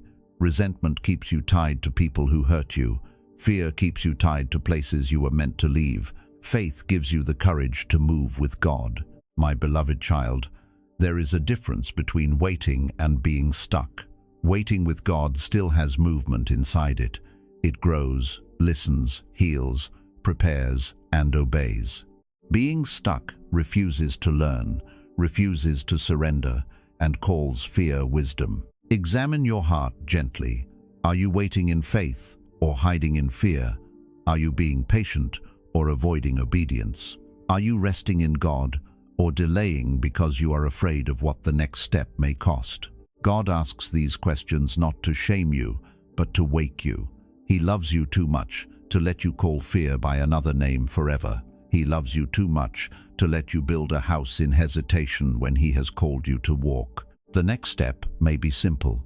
It may be prayer. It may be forgiveness. It may be sharing truth. It may be returning to a calling. It may be leaving a compromise. It may be saying yes where you have been silent too long. Do not wait until you feel completely ready. Readiness grows as you obey. The path often becomes clearer after your foot moves. The river parted when feet stepped forward. Faith does not always receive the full map. It receives enough light for the next step. Take that step. Take it without drama. Take it without needing everyone to understand. Take it with God. The step itself may become the place where fear loses authority and grace becomes visible. God is not asking you to carry the whole future today. He is asking you to obey today. Tomorrow has its own grace. Today has its own call. Do not borrow the weight of future battles before you have received the strength for them. The enemy often overwhelms you by showing you 1,000 imagined difficulties at once. God usually leads by one faithful step. Fear says, "What if everything goes wrong?" Faith says, "God is with me in the step He is asking me to take now." Return to simplicity. Pray, listen, obey, forgive, stand, speak when God gives you words. Be silent when He asks you to be still. Keep your heart clean. Keep your eyes lifted. Keep your hands open. Do not let your mind live in endless scenarios. Many of the things you fear have not happened. Many will never happen. And if some do happen, God will be there with grace you do not yet feel because you do not yet need it. Trust Him for future grace. Trust Him for present strength. Trust Him with unanswered questions. Trust Him with people who misunderstand. Trust Him with doors that seem slow to open. Trust Him with the timing of your vindication.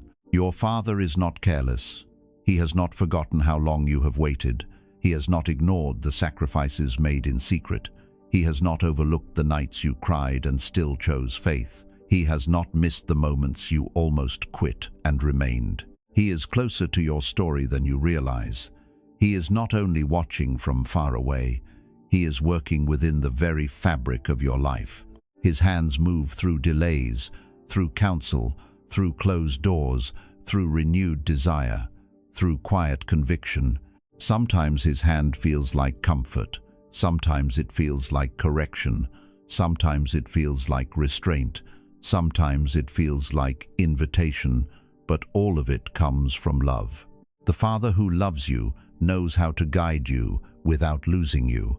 Do not mistake correction for rejection. When God corrects, it is because He still claims you as His child. A soul left entirely to itself is in greater danger than a soul lovingly interrupted. Be grateful when He awakens you before you drift too far. The spiritual clock is still moving. The hour is still important. The door is still near. Do not sleep through what God is doing. Do not spend the turning point of your life scrolling through fear, reacting to noise, or measuring yourself by others. Come back to the holy center. Let the heart become quiet again. Let God's word regain its place. Let prayer become breath again. Let obedience become the language of your love. Let the promise be guarded, not worshipped. You are not alone in this. God walks with you through the process.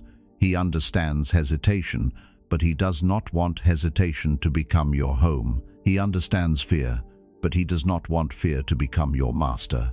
He understands weariness, but He does not want weariness to steal your harvest. He will renew strength as you come near. He will give wisdom as you ask. He will restore peace as you surrender. He will steady your steps as you walk.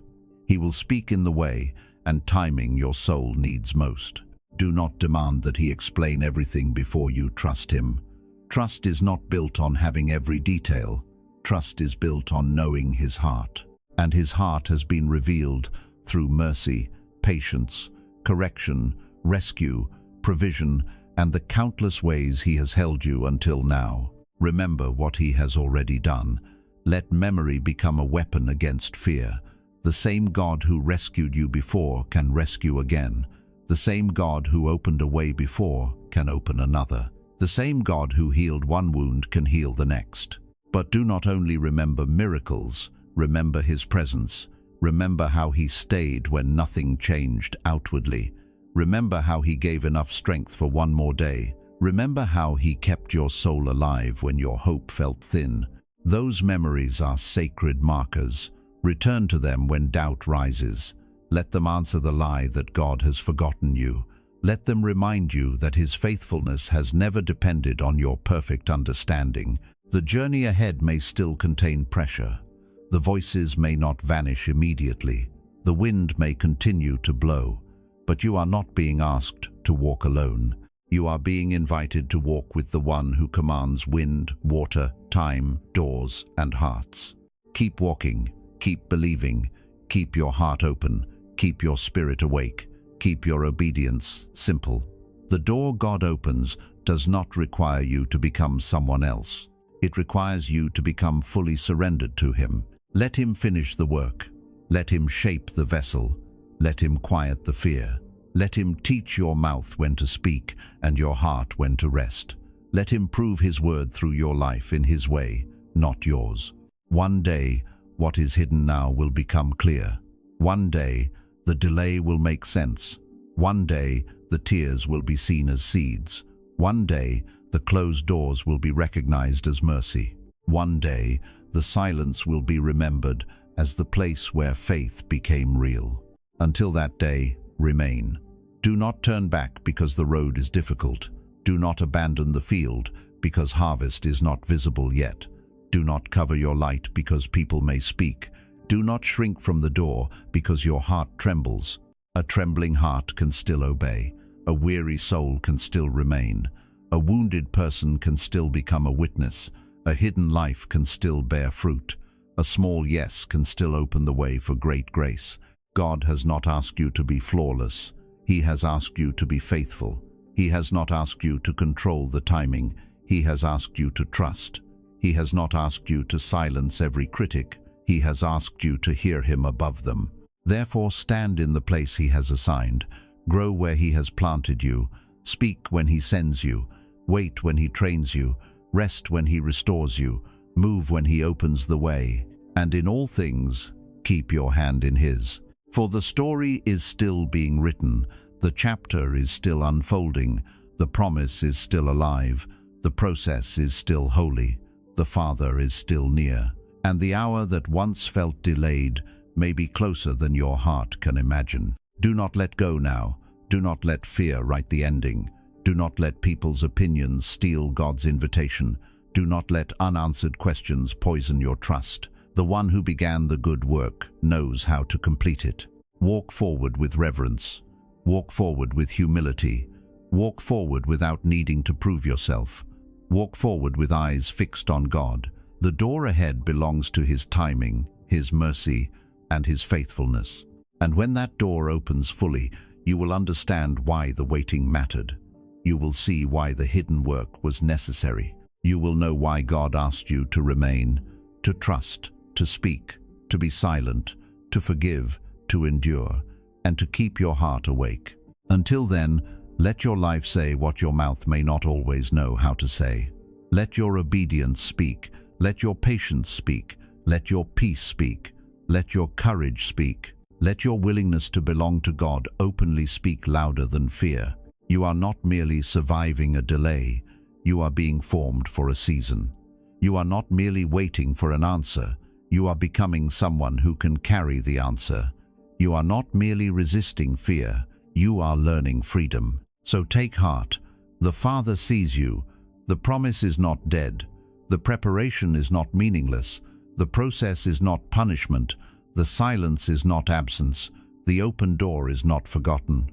And your next step, though small, still matters before heaven. Keep your soul close to Him. Keep your ear tuned to His whisper. Keep your heart from bitterness. Keep your hands clean from revenge. Keep your eyes from comparison. Keep your mouth from despair. Keep your feet on the path He has marked. This is how you remain ready. This is how you refuse to miss the appointed time. This is how you walk through the fear of people into the freedom of God's children. This is how faith becomes visible, steady, and fruitful. My beloved child, the journey is not finished, but you are not where you began. The fear that once ruled you is being exposed. The wounds that once defined you are being healed. The silence that once confused you is becoming a place of trust. Continue, remain, listen, obey, share what God gives with humility, guard what He has planted with prayer, trust what He has spoken more than what you feel. And when the next door opens, step through it with the quiet confidence of one who knows the Father has been preparing this hour all along. My beloved child, after everything you have walked through, after the slander, the closed doors, the trembling beneath the eyes of others, and the long seasons when you wondered whether your faith still mattered, I am not calling you now to become perfect. I am calling you to guard what is sacred inside you. Guard your inner life first. The heart is where every decision is born. It is the soil where my words either take root or are choked by fear, shame, bitterness, and the obsession with how others see you. If that inner space is filled with old wounds and human opinions, my voice may touch you, but not sink deeply. I want your heart soft, but not careless, sensitive to the Holy Spirit, yet not fragile before every judgment. Your heart is like a field. If you do not watch over it, the weeds of comparison, inferiority, doubt, and resentment will grow quickly and hide the living shoots I have planted. I do not want your heart to become a battlefield for every opinion, every emotion, and every verdict spoken by people who do not know the depth of my plan for you. I want your heart to become a place where I can rest, where you can hear my heartbeat and learn to breathe in rhythm with my will. Pay attention to what enters your ears. What you hear each day quietly shapes how you see yourself, how you see your future, and how you see me. If you continually listen to criticism, sarcasm, contempt, and words that make you feel small, sooner or later you will begin to believe those words are truth. Faith comes by hearing, but fear, shame, and bondage also enter through hearing. That is why discernment is not optional. You must learn which voice comes from me and which voice comes from hurt, public opinion, envy, bitterness, or people who themselves are still living in chains. Whenever a word touches your heart, ask whether it draws you nearer to me or pushes you away. Ask whether it softens your heart or hardens it. Ask whether it reminds you of grace or sows more fear. Ask whether it leads you toward obedience or drives you deeper into hiding. If a voice makes you feel small in a destructive way, if it makes you want to disappear from my presence instead of run toward me, that is not the voice of your Father. My correction may pierce, but it heals. My discipline may humble, but it restores. My truth may expose, but it never destroys the heart that turns to me. I am teaching you to close your ears to voices that extinguish the flame and open them to words that build, correct, strengthen, and draw you toward love. Not every painful word is false, but not every painful word is from me. My voice carries holiness and mercy together. Guard your focus also. You live in an age where everything competes for your eyes, your thoughts, and your attention. Notifications, stories, comments, arguments, comparisons, and endless images fall constantly on your mind like a thin rain. If you are not careful, your spirit becomes soaked in distraction. That distraction makes it difficult for you to remain still long enough to hear a full word from me. It breaks your attention into fragments. It trains your soul to move quickly from one thing to another without ever becoming quiet. But what I am building in you requires depth, stillness, and a heart that can remain. The enemy does not always need to drag you into obvious sin. Sometimes it only keeps you busy with meaningless things long enough that when my appointed hour comes, your gaze is fixed somewhere else. You do not reject me with your mouth, but your attention has already wandered far from my call. Understand this: the minutes you spend focused before me, with no screen, no noise, no performance, and no need to be noticed, are not empty minutes. In those moments, heaven listens. In those spaces, I realign your vision, remind you of my promises, and reorder the scattered pieces of your heart. If you keep letting yourself be swept away, you may live in a state of almost understanding. You will sense that I am speaking, but never sit long enough to fully receive it. You will feel that something is near, but never become still enough to recognize the door. The harvest I have promised is not an empty metaphor. It is real, and it is drawing near. It has been prepared not only by what I have spoken, but also by all the times you were faithful when no one was watching. Every hidden obedience was a seed. Every time you forgave when anger seemed justified, that was a seed.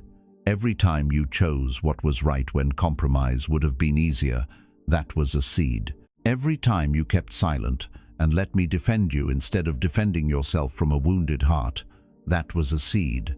Every step taken without applause, every night when you wanted to quit but still whispered that you trusted me, every prayer spoken through tears, every act of patience when your heart felt unseen, I gathered them all. Nothing offered to me in faith disappears into nothingness. That is why I tell you that the harvest is no longer merely a possibility, it is a reality gradually unfolding.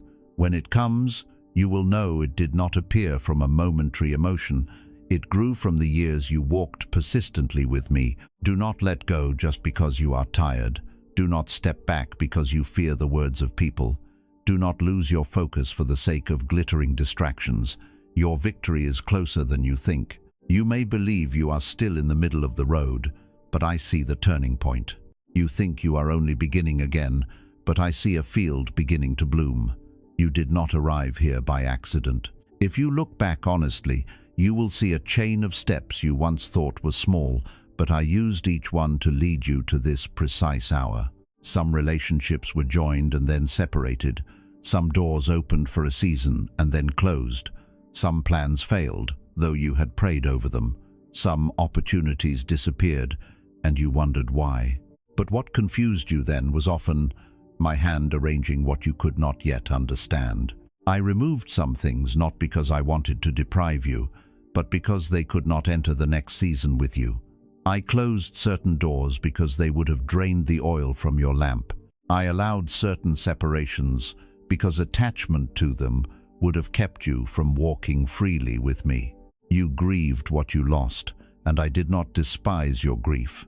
I knew the pain was real, yet even while you cried, I was protecting a future you could not yet see. One day you will thank me for the doors that did not open, because you will realize they were not rejection, but mercy. Now I ask you to stop calling every delay failure.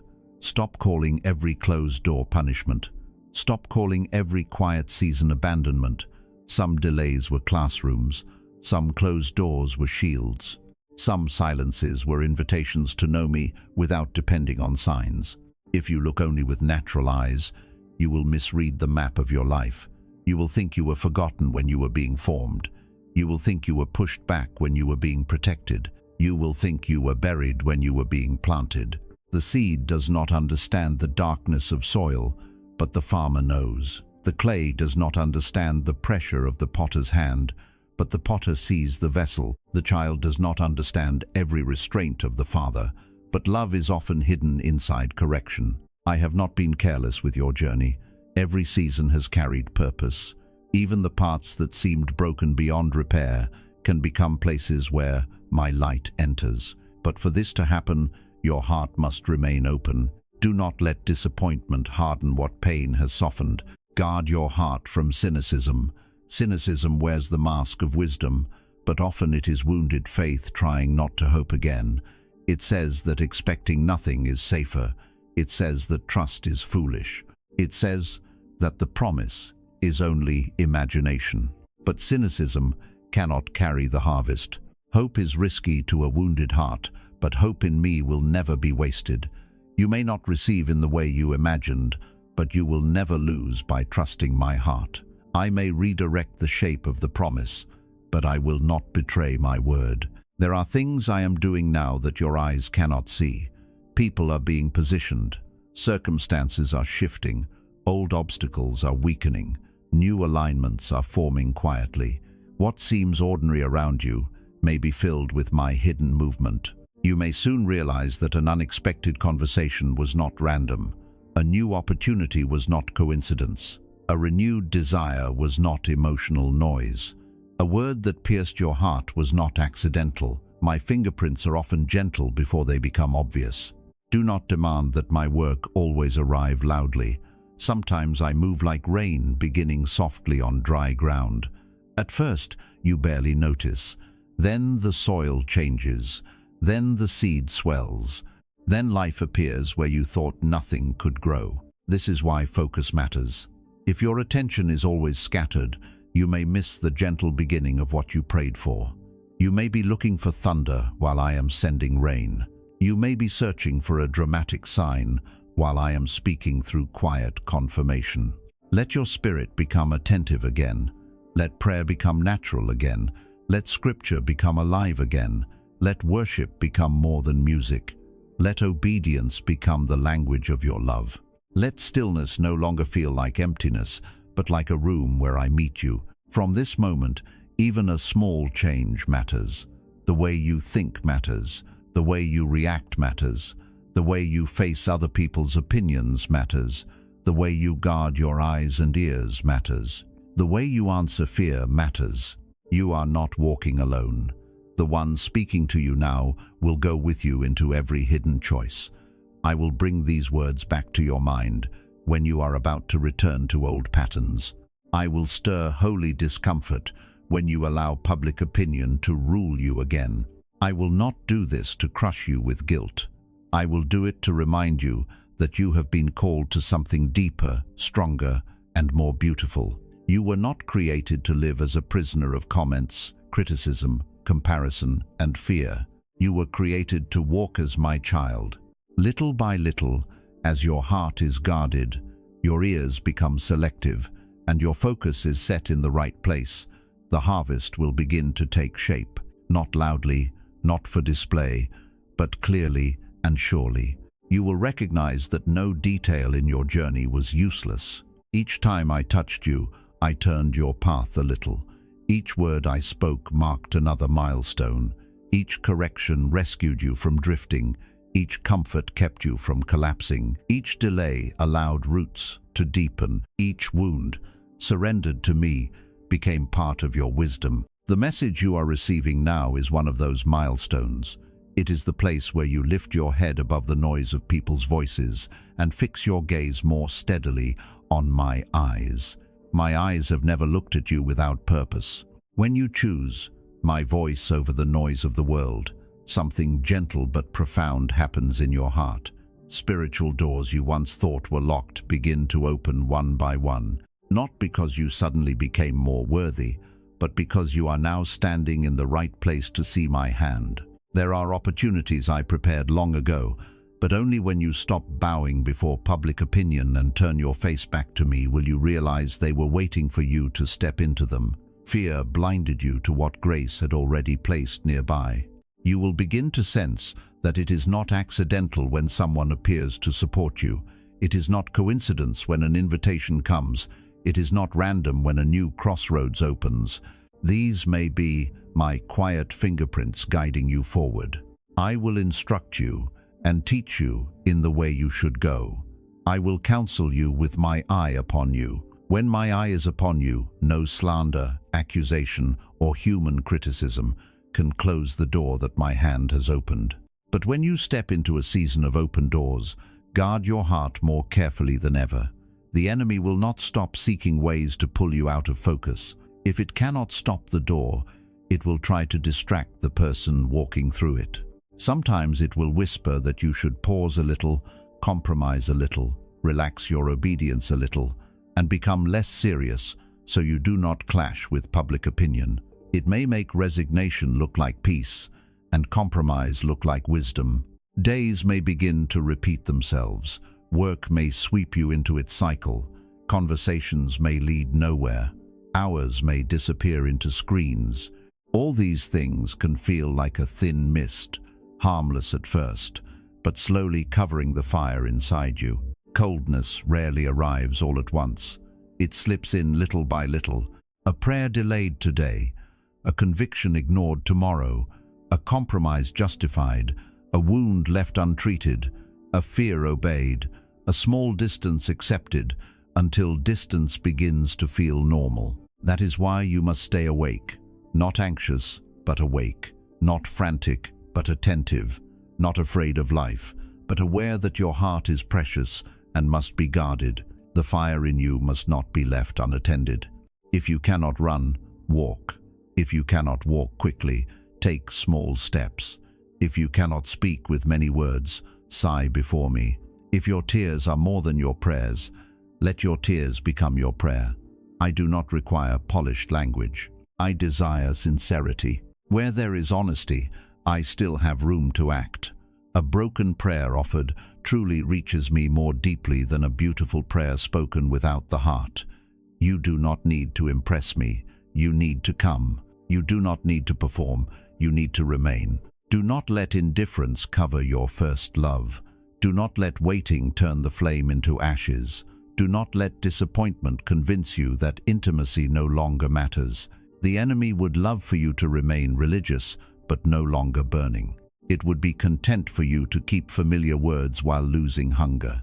It would allow you to keep appearances if your heart grows cold. But I am not satisfied with appearances. I desire the living fire of love, trust, surrender, and obedience. Guard that fire. Feed it with my word. Protect it with prayer.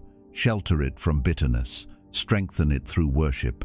Keep it away from the winds of comparison and the rain of unbelief. Even a small flame, protected in faith, can light a harvest. If you keep a burning heart in a cold world, I can use you to kindle fire in others. If you stand firm while the crowd wavers, your life becomes testimony.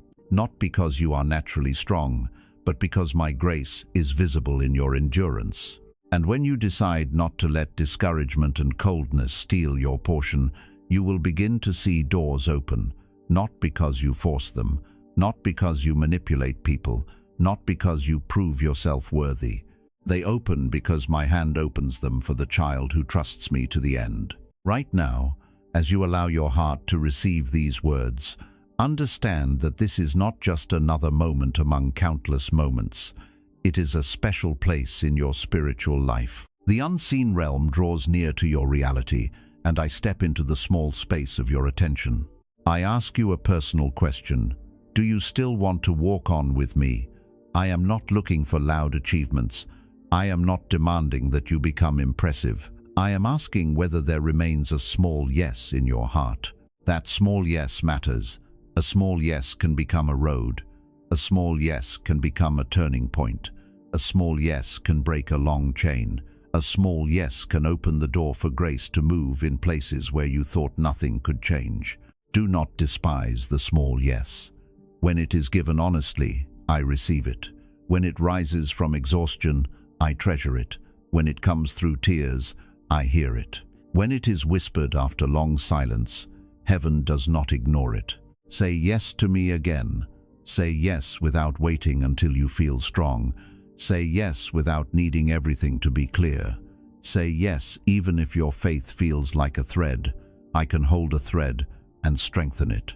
I can take trembling trust and teach it to stand. Let this yes move from thought into action. Let it be seen in how you guard your heart. Let it be heard in how you speak.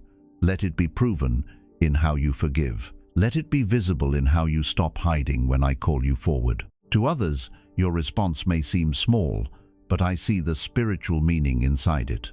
I see when you choose to stay connected to my word instead of scrolling past. I see when you choose to keep listening though distraction calls. I see when you choose to return after drifting. Every quiet decision made out of love for me matters. Every anonymous act of obedience becomes part of a stream carrying you deeper into my purpose. Do not think that only dramatic gestures count in my kingdom. I see hidden choices. When you publicly choose me in a simple way, you trample on the fear of public opinion. You no longer listen only in secret while pretending to belong to the world outside. You allow your inner decision to leave an outer mark. It is like raising hands in worship in the middle of a crowd. It is like stepping forward to confess faith. It is like saying with your life, I am not ashamed of the one who saved me. Such actions are not insignificant to me. They tell me that you are not merely listening for pleasure, not merely moved for a moment, but willing to let your heart be stirred until it moves your feet. Faith that never becomes action remains hidden in the place of feeling. Faith that obeys begins to live. In a world where people switch away from anything that does not please them, your choice to stay with my voice is already a declaration. I see when you intend to scroll past, but something inside says, listen to the end. Perhaps the Lord is speaking. I notice every time you want to give up and come back. I notice every time you reopen a word I gave you, just to remind yourself that I am still working. I notice when you save truth in your heart, so you can return to it when the night becomes heavy. Do not think these are only habits. When done in response to my word, they become memorial stones in your soul. They remind you that there was a place where the Lord met you, a moment when you almost drifted, but grace called you back. I want you to build such memorials. Remember the moments when I spoke. Remember the days when you were pulled from despair. Remember the quiet conviction that changed your direction. Remember the tears that became prayer. Remember the small yes that began a new path. Memory can protect faith. When fear rises again, remember. When criticism returns, remember. When delay seems endless, remember. When shame tries to speak, remember. Do not let the enemy erase the record of my faithfulness in your life. Write my faithfulness deep within you, not merely as information, but as testimony. Say to your soul that God has helped before, and He will help again. Say that He did not bring you through fire to abandon you at the edge of rain. You have come through barren seasons. You have endured dry ground. You have prayed when your mouth had few words. You have waited through silence. Now do not turn away as clouds begin to gather. Do not leave the field when rain is near. Grip my hand more tightly. Let your ears become more attuned to my voice than to any other sound. Keep your heart capable of trembling before holy things. Do not become so familiar with my mercy that you stop responding to it. First, love must be guarded. In the beginning, your heart was moved easily. A word from me could make you weep. A prayer could awaken hunger. A scripture could become fire. Do not let years of waiting dull the tenderness that once made you run toward me. If that tenderness has faded, do not condemn yourself. Return. Ask me to breathe on the ashes. Ask me to restore the flame. Ask me to awaken desire again. I am able to revive what has grown dim. I am able to restore the joy of salvation. But you must stop pretending that coldness is normal. You must stop calling distance maturity. You must stop calling indifference balance. A mature heart is not cold. A mature heart burns steadily, wisely, humbly, and faithfully. Do not chase emotional fire without obedience, but do not accept obedience without love. I desire both, the steady step and the living flame, the faithful hand and the tender heart, the disciplined life and the soul that still trembles at my voice. If you are tired, come near. If you are ashamed, come near. If you have delayed, come near. If you have doubted, come near. If your heart feels dull, come near. The answer to spiritual coldness is not hiding, it is returning. I do not ask you to return with perfect words. Come with honesty. Say that you are weary. Say that you have been afraid. Say that people's opinions have weighed too much.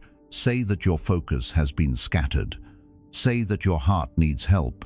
Such honesty opens the door of healing. I will not crush the bruised reed. I will not extinguish the smoking wick. If there is even a small ember, I can breathe upon it. If there is even a small desire, I can strengthen it. My child, the world is growing cold, but you do not have to grow cold with it. Many hearts will choose comfort over truth, image over obedience, distraction over intimacy, and applause over surrender. But I have called you to another way. You are called to remain awake. You are called to hear my voice. You are called to endure to the end. You are called to walk through the open door when I open it, not to stand outside trembling because of what people may say. There is a holy firmness I am forming in you. It is not hardness. It is not pride. It is not stubborn self-will. It is the quiet strength of a child who knows the Father's hand and refuses to let go, even when the road is difficult. That firmness will help you when the next wave comes. It will help you when someone misunderstands. It will help you when a door opens and fear rises. It will help you when the promise begins to take shape and the enemy tries one last time to distract you. Do not be surprised by resistance near the open door. The last stretch often carries the strongest wind, but strong wind does not mean wrong direction. Sometimes it means you are close to crossing into what God has prepared. Do not judge the nearness of the promise by the absence of pressure. Judge it by the faithfulness of the one who promised. Pressure may increase, but my hand does not weaken. Voices may grow louder, but my word does not lose power. Let your heart answer me now. Let it answer not only with emotion, but with decision. Decide that you will guard the inner life. Decide that you will no longer let every voice shape you. Decide that you will protect focus. Decide that you will not let coldness steal your portion. Decide that when fear of people rises, you will bring it to me instead of obeying it. Decide that when old shame speaks, you will answer with my truth. Decide that when distraction pulls, you will return to stillness. Decide that when weariness comes, you will rest in me, not leave me. These decisions may look small, but they are the rails on which your future obedience will run.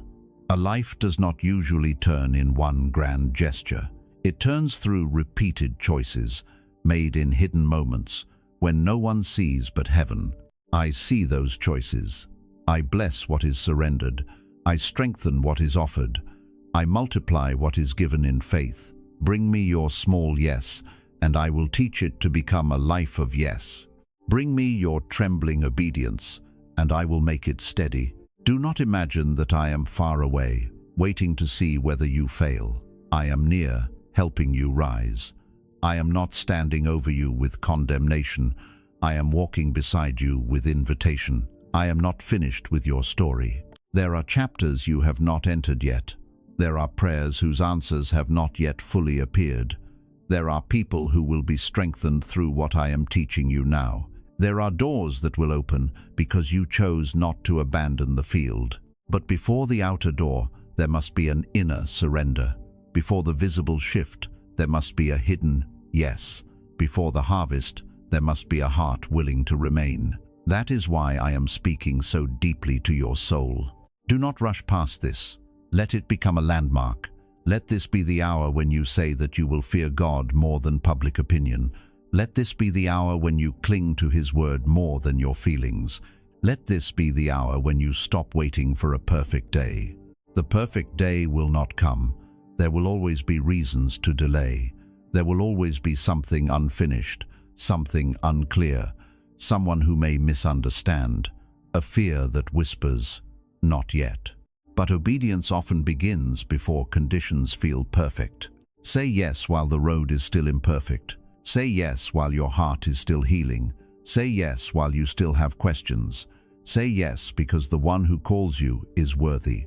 Say yes because delay has already stolen enough. From that yes, God will lead you into doors you cannot yet imagine.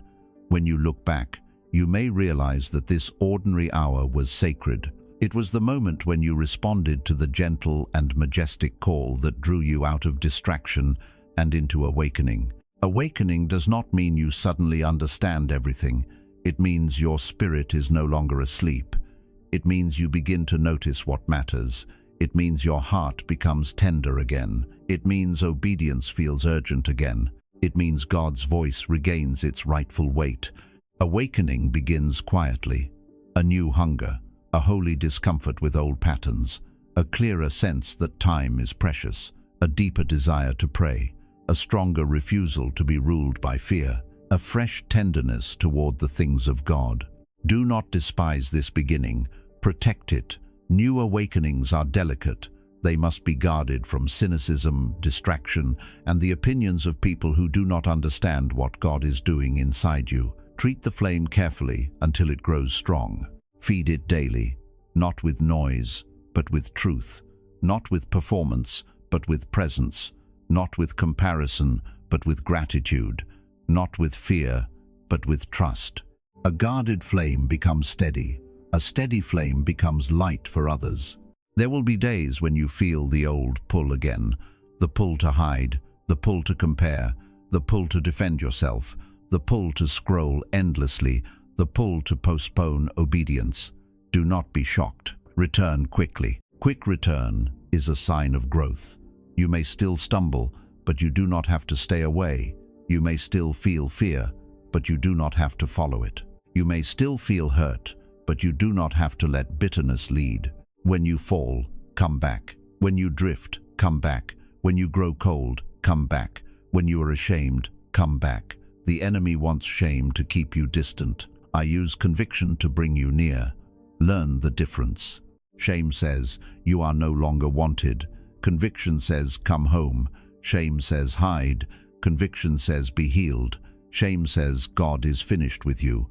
Conviction says, the Father is calling you again. Listen to the voice that leads you back to me. My child, your life is not an accident. Your wounds are not the whole story. Your delays are not the final word. Your fear is not your identity. Your past is not stronger than my grace. Your future is not held by public opinion. You belong to me. Let that truth become heavier than every insult. Let it become steadier than every feeling. Let it become brighter than every memory of rejection. Let it become the foundation beneath your next step. When people misunderstand, remember you are mine. When doors delay, remember you are mine. When the enemy accuses, remember you are mine. When the harvest seems hidden, remember you are mine. When your strength is small, remember, my hand is not small. The day will come when you see why I asked you to remain. The day will come when the pieces align. The day will come when what seemed scattered becomes testimony. The day will come when you realize that not one sincere step was wasted. Until that day, keep walking, keep listening, keep guarding, keep choosing, keep returning, keep your heart awake. Do not become one who came close and turned back. Do not become one who saw the field ripening and left before rain. Let your life be written differently. Let it be said that though you were weary, you held on. Though misunderstood, you stayed clean. Though delayed, you trusted. Though afraid, you obeyed. Though tempted to hide, you stepped forward when God called. Let it be said that you did not allow public opinion to own your soul. Let it be said that you did not let distractions steal your appointed hour. Let it be said that you guarded the fire until it became a light. The Father is not asking whether you have great strength. He is asking whether you have a small yes. Give Him that yes. Give it now. Give it honestly. Give it with trembling if you must. Give it before another season passes. Say in your heart that you are still here. You are still listening. You still choose to remain in what God is speaking. You still want to walk with Him. You still want the fire. You still want the truth. You still want the open door He has prepared. Let that yes become prayer. Let it rise from the deepest place. Lord, I am here. I am tired, but I am here. I am afraid, but I am here. I do not understand everything, but I am here. I have been wounded, but I am here. I choose not to leave you. Heal the places where people's words became chains. Cleanse the places where bitterness took root. Awaken the places where love grew cold. Restore the places where prayer became weak. Strengthen the places where fear has ruled too long. Teach me to guard my heart. Teach me to choose what I hear. Teach me to focus on your voice. Teach me to recognize your timing. Teach me to stop calling delay abandonment.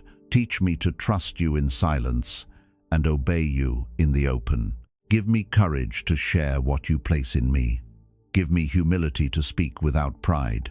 Give me wisdom to be silent when you are defending me. Give me strength to stand when people misunderstand. Give me tenderness that does not turn bitter. Do not let me stop at the threshold. Do not let me abandon the field before harvest. Do not let me cover the light you lit. Do not let me trade my portion for temporary comfort. Do not let me drift through the hour you appointed for awakening. I give you my small yes, make it stronger. I give you my trembling faith, make it steady. I give you my wounded heart, make it whole. I give you my scattered focus, bring it back to you. I give you my fear of people, teach me holy fear of you. My child, when you pray like this, I hear. When you return like this, I receive. When you surrender like this, I move.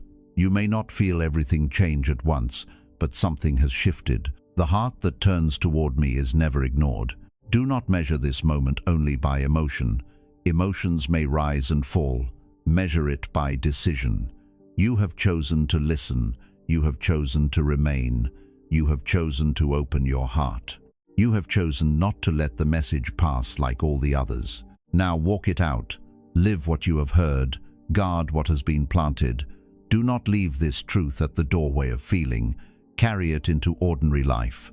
Carry it into the next conversation, the next criticism, the next delay, the next temptation to fear. When someone speaks carelessly, remember your worth is in me.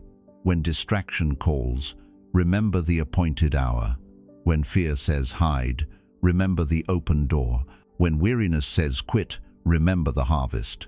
When shame says you are disqualified, remember my grace. I will not leave you. I will teach you step by step. I will remind you again and again. I will strengthen the part of you that still wants me. I will not despise the small flame. I will breathe upon it until it burns with steady light. But you must remain near. Fire fades when separated from its source.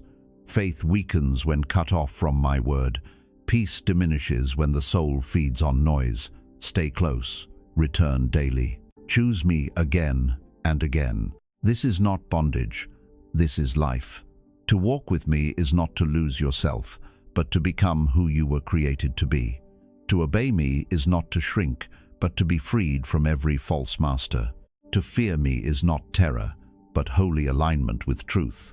The fear of people made your world small. My love will make your heart wide. Public opinion kept your steps cautious and bound. My word will teach you to walk with freedom. Shame made you hide. Grace will teach you to stand. Do not be surprised when freedom feels unfamiliar. A soul long bound may tremble when chains loosen. Keep walking. Do not run back to the prison because open space feels frightening. Freedom must be learned, and I will teach you. You will learn to speak without needing approval. You will learn to be silent without feeling defeated. You will learn to receive correction without collapsing. You will learn to endure misunderstanding without losing peace. You will learn to obey without demanding applause. This is the maturity I am forming. It is deeper than a miracle. It is greater than a temporary answer. It is the shaping of a child who can carry my presence into the world without being ruled by the world. What is coming will require this maturity. The open door will require a guarded heart. The harvest will require focus. The answer will require humility. The blessing will require roots. The new season will require the fire not to be neglected. Therefore, keep the fire. Keep the word. Keep the yes. Keep the posture of return. Keep the humility to learn. Keep the courage to act. Keep the tenderness to love. Keep the reverence to obey. And when the door begins to open, Do not stand outside asking whether you deserve it. If I open it, walk through with gratitude. Do not look back at those who doubted. Do not stop to argue with those who mocked. Do not carry bitterness into the place grace prepared. Enter clean, enter humble, enter awake. Enter knowing that it was not your strength that brought you there, but my faithfulness.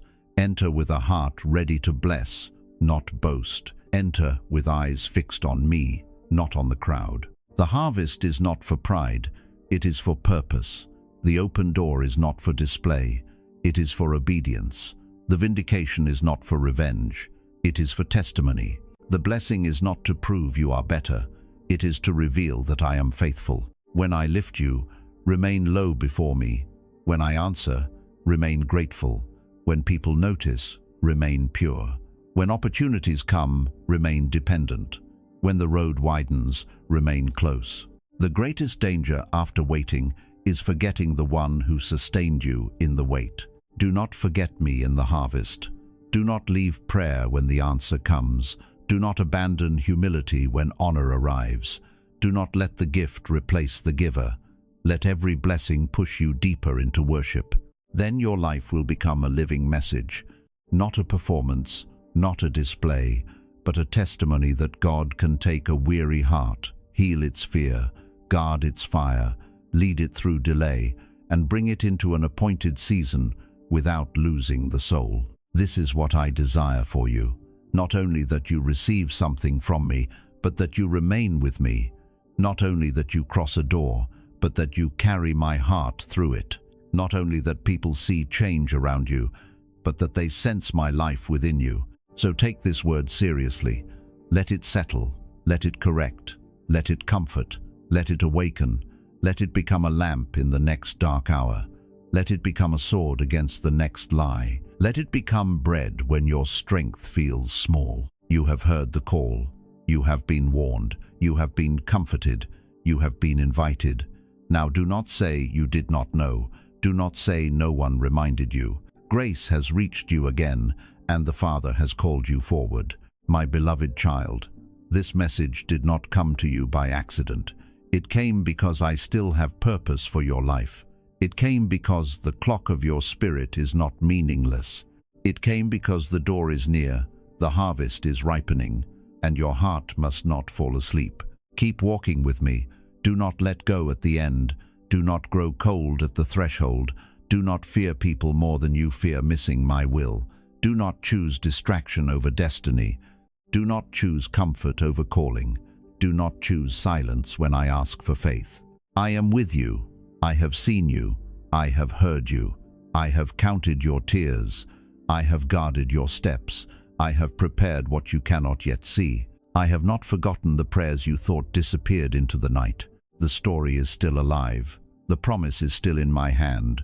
The door is still under my authority. The harvest is still growing. The fire can still burn. Your yes still matters. Your next step still matters. Your obedience today still matters. Rise again. Guard your heart. Lift your eyes.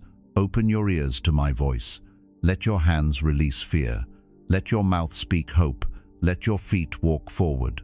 Let your soul remain near to me. And when you feel weak, remember that I am strong. When you feel alone, remember that I am near. When you feel delayed, remember that I am never late.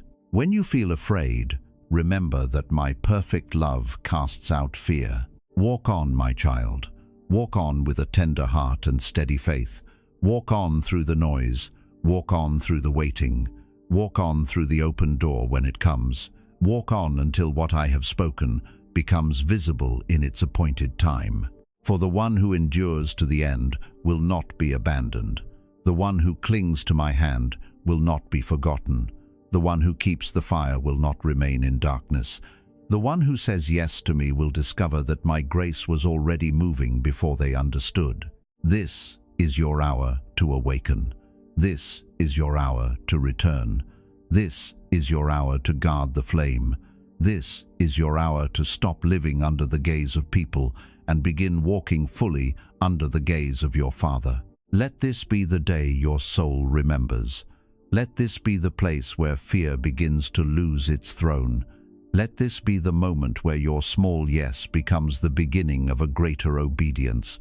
Let this be the turning point you will one day look back on with tears of gratitude. I am still calling. I am still near. I am still faithful. I am still opening what no one can close. I am still preparing what no eye has fully seen. I am still holding your hand. Do not stop now. Remain in me. Trust my timing. Guard your heart. Keep watch. Share the light. Walk through the door. Receive the harvest with humility. And above all, never forget that the greatest blessing is not what I place in your hands, but that you belong to me and I belong to you. My beloved child, go forward now with peace. Not the peace of a life without storms, but the peace of one who knows the Father is in the storm, above the storm, and guiding you through it. Go forward with courage, not because people will approve, but because I have spoken. Go forward with a clean heart, refusing bitterness. Go forward with a focused mind, refusing distraction. Go forward with a listening spirit, refusing the voices that make you small. Go forward with a living flame, refusing coldness. And as you go, remember this final truth. I did not bring this message to you to entertain you. I brought it to awaken you. I brought it to call you back. I brought it to strengthen your hands for the last stretch. I brought it so that you would not drop the promise at the doorway. Hold fast. The appointed time belongs to me. The open door belongs to me. The harvest belongs to me.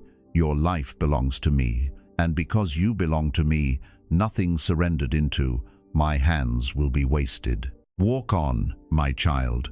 Walk on.